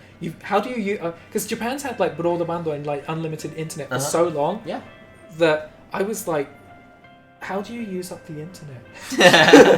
What's the limit on that? Now we have to worry about it on our phones. Like you want to meet that like limit. We don't go outside, so we use Wi-Fi at home. So that's for you now too. Yeah, like, that's me. I think the only time that's happened when I was overseas and I used roaming and it used up all my data. That shit's really dangerous. Yeah. Yeah, so I'm older, I had a life without internet for a while, and then 4,600 modems. Like, it just times have just completely changed, right? Completely changed. So, we have a viewer in chat. It says, who is PDR-san? I'm kind of new to joining in on FeelsCozy, right? So, FeelsCozy is a show where we get different kinds of people that's not me or Blue. We get a guest on here, and today's guest is PDR-san. So, it's been a while since you introduced yourself again, but, like, again, like, how would you describe yourself? I think it's a pretty hard question, Jedi. Yeah. Who are you? Yeah, who are you? I mean, statistics-wise, what? 1.2 million. Oh, stop saying that. 1.2 million subscribers on YouTube. It's weird. It's weird. Is I don't get 1.2 million views of video. That'd be nice. Definitely. But no one gets their sub count really. That's right. That's just how YouTube is, right? I used to do like more skits, but I guess I'm more of a commentary channel now because that's what people need now, you know. I used to do weird. Some of my videos are weird, but I do look back on I go through this process when I make videos. Like, good idea, I think it's good, write the script, film it, hate it, put it out, hate it, look back on it half a year later, it wasn't that bad. So there's like you need some time to actually like your video. I'm a cringy. Like, luckily, commentary isn't oversaturated in Japan, so I can still survive. Whereas overseas, it's like America, you could throw a stone and hit a YouTube commentator. It's like so many. Who are you? How did you get in our apartment? Why are you petting our couch? Yeah, I don't know, man. It's so. I was really nervous when I first met you because like I didn't know what to expect in seeing your content. Like, a lot of people like don't know. Hajime, when I met him first, I don't talk to him anymore. But when he met me first, when we did a video together. We did 2 videos together. That was kind of before he became the big. It was like when he was on the cusp of becoming the biggest YouTuber. He met me, and then as he probably doesn't feel this way anymore. As he was like leaving, he hugged me and said like, "Oh, you were way nicer than I thought you." I was like, "I'll take that as a compliment, sir." He also showed me another YouTuber's like balls, and I was like, "Okay." What did you say? I was like, "Okay." It's like, and then I later when I met that YouTuber, I was like, "That YouTuber showed me your balls," and he was like, "Okay." Makes sense. Okay. He was like, "Yeah." But yeah, I guess commentary videos. I sometimes like make fun of life hacks, but that's a bit. I feel like you're pretty all around, right? Like all around. I have a second channel where I just play with toys and talk about comics. And do you still play shitty mobile games? I kind of stopped doing that because I don't. What I do is actually a lot of effort goes into that. I play the game, see how shit it is, write a script, film myself playing it for a while, and then sort of work around that, film myself pretending to react to it and like commentating on how shit it is. So it's not actually, it's actually like totally scripted. Because people say like, how is he playing and filming it at the same time? Because the camera's pointed at the phone, but when you see him, he's playing. Yeah, I remember like that was like a thing, like you would review bad games that people would suggest to you. I actually have like one in the works that haven't, because before I did like shitty tapioca. Now it's just I just do it sometimes, but it actually takes longer, and it's my second channel, and it's called my second channel is called Gomibako, which means rubbish bin. But I actually put like quite a bit of effort into those videos, and like business wise, putting stuff on my main channel makes more money, get more views. So You got rid of it for a while. Yeah, because I wanted to do it all on the main channel, but I feel like the content didn't fit, and then I brought it back because it's something I can do and sometimes when I want to do something that's creative just for myself, but I feel like it's too short or just won't fit on my main channel, I just put it there. Because like recently we started using we have a second channel too, and that one, so this one is our main channel, right, that we're streaming on. It's partnered, right, obviously monetized, whatever.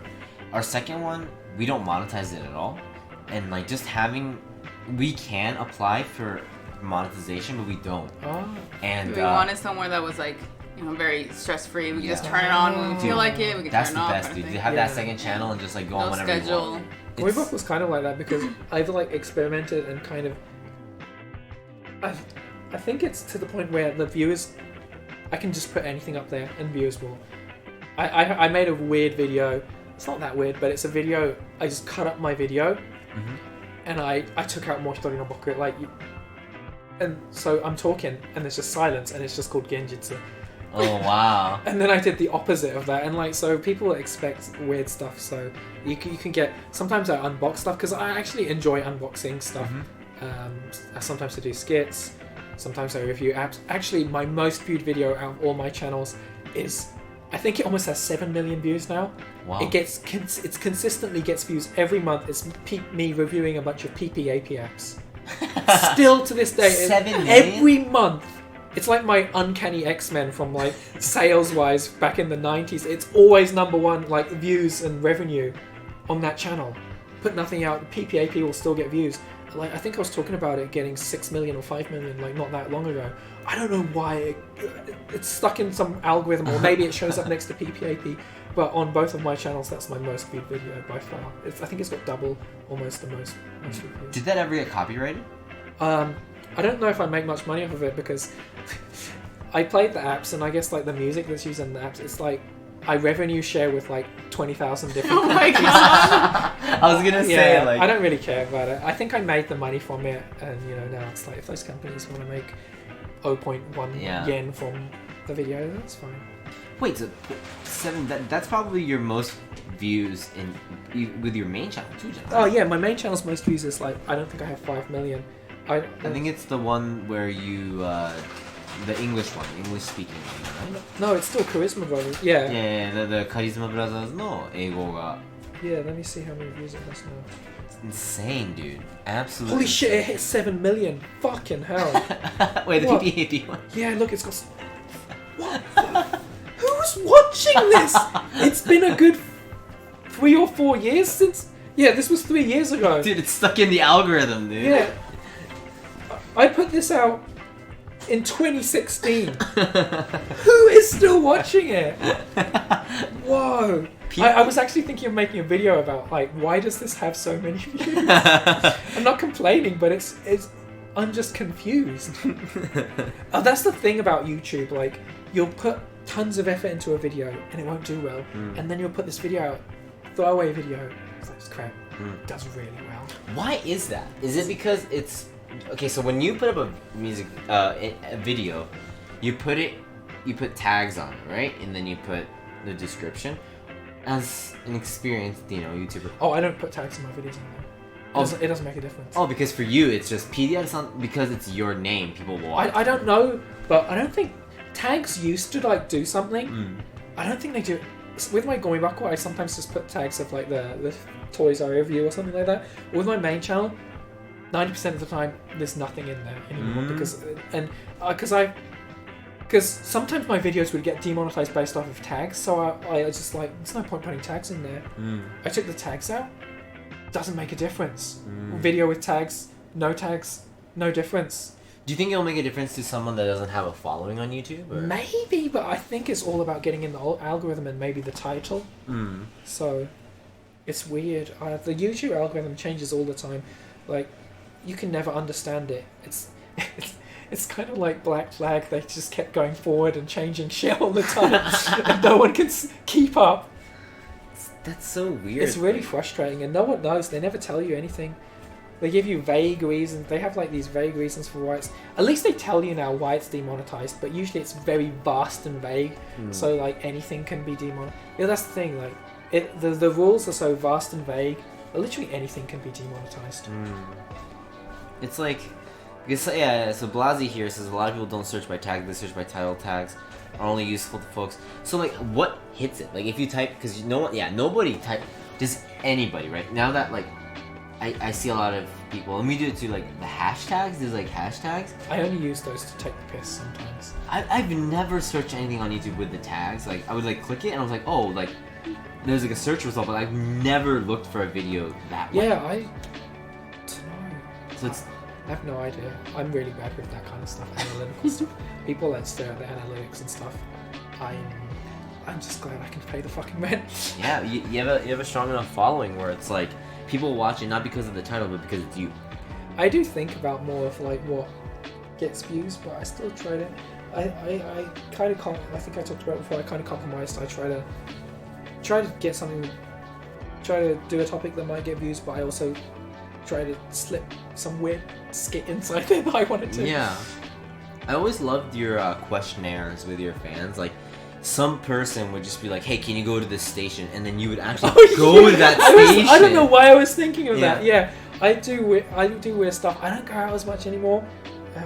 This is like ages ago, but yeah, and that's part of the reason I kind of stopped doing that, because that's part of the reason why I wanted to be more consistent. I had to stop doing stuff like that because going to that station would take up a lot of my time, where I could just be like editing it, and so yeah.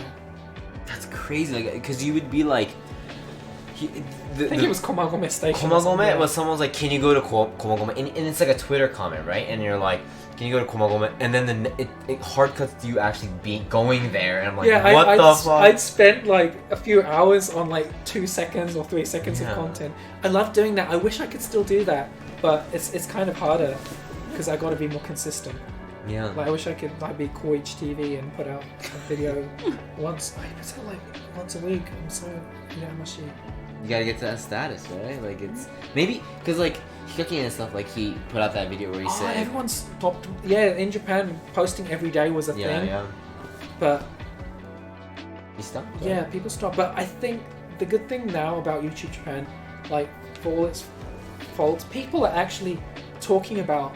Overseas they're doing this as well, but it's kind of come to Japan too. Like they're talking about being burnt out, they're talking about being depressed, they're talking about suffering from anxiety, and I think that's great because in Japan there's nothing about such a lack of mental health. And if you go to one of the doctors, the Japanese ones, I've been to some, they just fucking give you medicine and be like, off you go, man. Out you go. And for some people that works, but for some people it doesn't. And it's good to know that these YouTubers, they're human too. Maybe for some of their viewers, it's like, oh, I'm not alone. This person's suffering from anxiety, depression, whatever. I feel like that dialogue happens a lot more on Twitch, which is great. Yeah. Like, because it's so real. There's no edit, right? When you're having a bad day, who we can't hide it from the people that are viewing us. So they'll just be like, hey, is everything okay? And it's just like this really personal conversation that we get to have.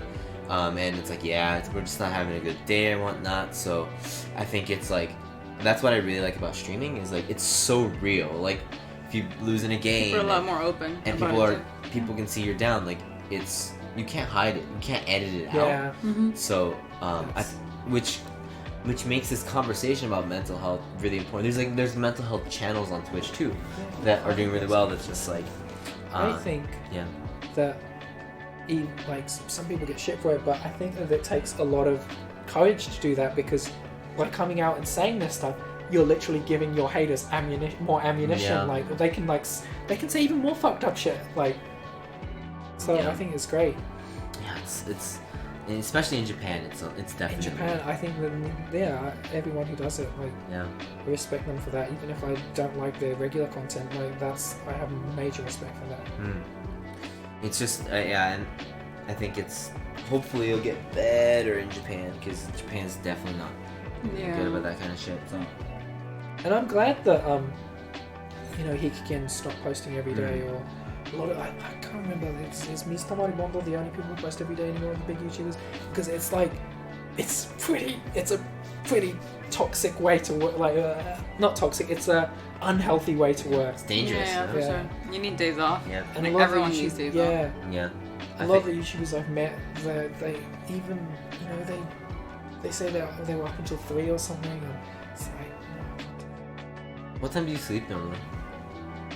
I get into bed like 10 or 11 or something. And then you wake up at like 6? Not only like 7, 7? 6 sometimes.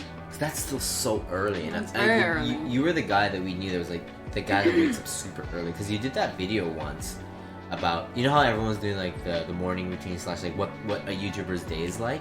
Yeah, that was back then. Our cat that passed away. He used to always wake me up really early. Yeah. So that, and then he didn't have to do that anymore, and I just started waking up at 5. 5. Like he'd wake me up really early, and I just couldn't get back to sleep. I hate that video just because it's so heavy to watch. The video where you're talking about that, like when your cat passed away, it's like, oh fuck, Blue, I can't watch this. Like it's because I would like check it out, you know, like okay, because it's always just because I watch it. YouTube would suggest it to me, and I would watch it, and I would get the notifications like I can't. This one's too rough. Like I can't. I couldn't make. That video was really tough. I think I cried like 5 times. And it was like, yeah, it's really rough. That was a really rough time for like the whole household. Yeah. You know, we've got like, I mean, Puff's he's not like a replacement, but I think because our cat was called Sugar, he was like, he really brought a lot of.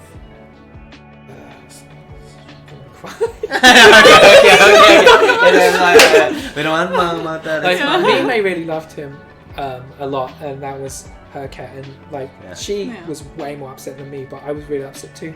I think he brought a lot of happiness to the house, and I think that when he went away, like I love Latte and Cinnamon, both of them, but they're really chill cats, and he was actually like a little puppy, and that's kind of like why, and we were kind of thought that we can't get another cat, it's just I can't go through that, so we got a puppy, and Puff is our dog is called Puff, by the way, that's all we're doing there. But he just brought so much light to our house. He's like, that's awesome. It's come home and we like go out to dinner and come back, and he acts like we've been away for 10 years. Yep. Exactly with Anu, like Anu overreacts so much. Like I haven't been, like I love cats and dogs pretty much equally, but I'm just like, why didn't people tell me that dogs are like this? Yeah. Like having a pet really changed our relationship too. Like whenever we if we're frustrated about something, we just look at him and then we're like, okay, like if he wants food, it's like let's just do that together, and then it definitely changes the mood of the house, and it's just like it's nice to come home to. Yeah, it's if you are a person that's responsible enough to take care of an animal, like it will really change the dynamics of. Oh yeah, that person said, can't my eyes are so bad. Pets and family, I totally agree, because like our pets, you know, people call them pets, I call them pets as well, but you know they are our family. Like Latte, our oldest cat, how old is she now? They lied about her age, so she's like 8-ish. She was a what's the word? She was thrown away. She was a rescue cat, and no one wanted her because she was very feral. She's like the sweetest cat now, but she's gone through. She's been with us since Shibuya. She's been in every single house, and it's like so cool that like she's with us still. She's been through everything. Like she's the only, like Cinnamon came along in the next house, but we've got a Scottish fold called Cinnamon Punk because I wanted to name our cat CM Punk, but Mima was no, so I was like, let's compromise and call him Cinnamon Punk because she knew that we're just gonna call him Cinnamon. It's and your pet's definitely like same with Anu too, but it just they have so much character, so it's always fun. Like Anu is a very, very important part to our stream. Oh yeah, I mean Anu's like our kid. Yeah. Like I consider him like our child. And our viewers love Anu too. Like he's a lot of our emotes are Anu, like like right there, and it's just like I can't imagine because we used to date for about a year without a pet, and then so it was like we had hamsters, but it was just very different. And then once Anu came in, it definitely changed the dynamic. He's our Lord and Savior, right? Yeah, you praise Anu. Like he's. I didn't think that because I wasn't on camera when we first started streaming, and Anu was wasn't really there, and then started to just show up on stream, and it was just like definitely changed the dynamic. Considering how many people have dogs in Japan, like they really don't like you to have cats in apartments. But even dogs, it's pretty strict. It's like everyone has a bloody dog. They don't tell their apartment, man. They just sneak that shit in. It's pretty.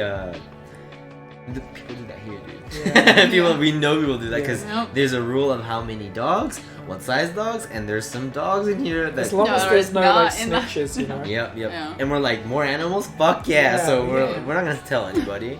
Last apartment we weren't technically allowed a dog, but like the building was allowed dogs, so we got a dog. So there's other dogs barking as well. Everyone was just nice. We got to like meet their dogs and stuff as well. So. Because you see our neighbors and whatnot, but I remember our neighbors by what pet they have. I have no idea what they look like because I don't look at them in their face. I just look at their pets. And when we talk about them, they're like, "Oh yeah, that one lady with that one dog." It's like in a konbini when you like give them the customers weird nicknames. Cause... Is that what you did? You have to eat the people that frequent you. Yeah. Having pet emotes on stream is also a no-brainer. It's something folks will always want to spam. Yeah. If they're done There's a dog clothing line in Donkey? Anu's a fucking lad, I tell ya. Exactly, dude. Baby Charlie's. I was baited so hard thinking it was babies. Yeah, people have like baby stroller things for dogs. Yeah. Sure. We're just gonna put spoiler. Yeah. It's pretty crazy. How long have we been streaming today? We should, probably get going because it's already been 3 hours actually. 3 hours? Holy crap, guys. Yo, thank you guys. So what's up, Zank? How you doing, man? Almost 3 hours. Yeah, almost 3 hours. That's probably the longest FeelsCozy. We have another FeelsCozy actually coming up this Sunday. Yeah, we have another one coming up. Yeah. So on Sunday, but damn, thank you guys so much. Thanks for joining us, guys. Yeah. I know. Yeah, today we usually don't stream today. Today's our off day. But yeah, you guys showed up anyway, so thank you. Anu says thank you. Can you guys see Anu? You guys are awesome. Yeah. I mean, we'll stay until. We'll say bye with them. Yeah. Cool for bringing PDR-san. He's awesome. Yeah. Thanks for absolutely, dude. Like, love to do this. Anu's a sleepy boy. He was getting pets the whole time. Anu would not leave Duncan alone when he. So he's. Anu's just very happy that there's a new person in the house. Yeah, a new smell, a new person. Yeah. Sorry we couldn't respond to all the comments, but I was watching them all. But yeah. He looks like a burrito.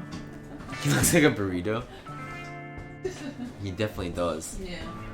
Oh no, he's right here, And Duncan just went to the bathroom. But yeah, I think it's been 3 hours, so it's about... 26. He's very visible now, but when he laid curled up his head towards the back, he seemed to be rolled a plaid blanket or something. This sweater, you can't see it. My parents bought it to him. He thought it was a Abercrombie and Fitch shirt, but it says cute as fuck. So this is a very aggressive shirt. Was going for a short. PDR jumping out of the bathroom right now.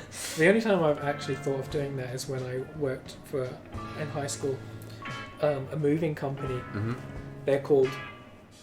I don't know if you say the name. They're so the thing with moving companies is a lot of the people are angry from the beginning. They're because the part-timers, you can work at a moving company from when you're a high school kid, and I think they just don't like the fact that the kids rotate and different people every day. And they were so mean and angry that they went off to do something. It was the first time in my life that I thought, I'm gonna run away. I'm gonna leave. I was like, I don't know where I am. I have absolutely no money, and I actually thought about talking to the customer and asking me if I could borrow their phone because I didn't have a cell phone, their phone, but so I could like get out get out or something. Do you guys know Dr. K? So many content creators struggle with emotional stuff. Take care, my dudes. We appreciate you very much, Dr. K. God, my eyesight's so bad. I can't see any of this. Do you know Dr. K? I've never heard of Dr. K. I only know the cereal. The cereal. But yeah, guys. Thank you guys so much for hanging out. We'll see you guys tomorrow. Duncan, thank you so much for doing this. Arigato ne, hontoni. I hope you had a good time. It was fun. It was fun, wasn't it? You got to meet Anu too. We'll see you guys tomorrow first stream. Tomorrow is gonna be a blue solo stream in the morning. Yeah. This is my first time turning into. Yo, thank you so much, Samu. Hopefully you enjoyed it. This is the Feels Cozy. This will be up on YouTube. This segment will be up on YouTube. So come check it out. Thank you so much, guys. Yeah, thank you so much. And we'll be back tomorrow for the normal gaming stream, right? Or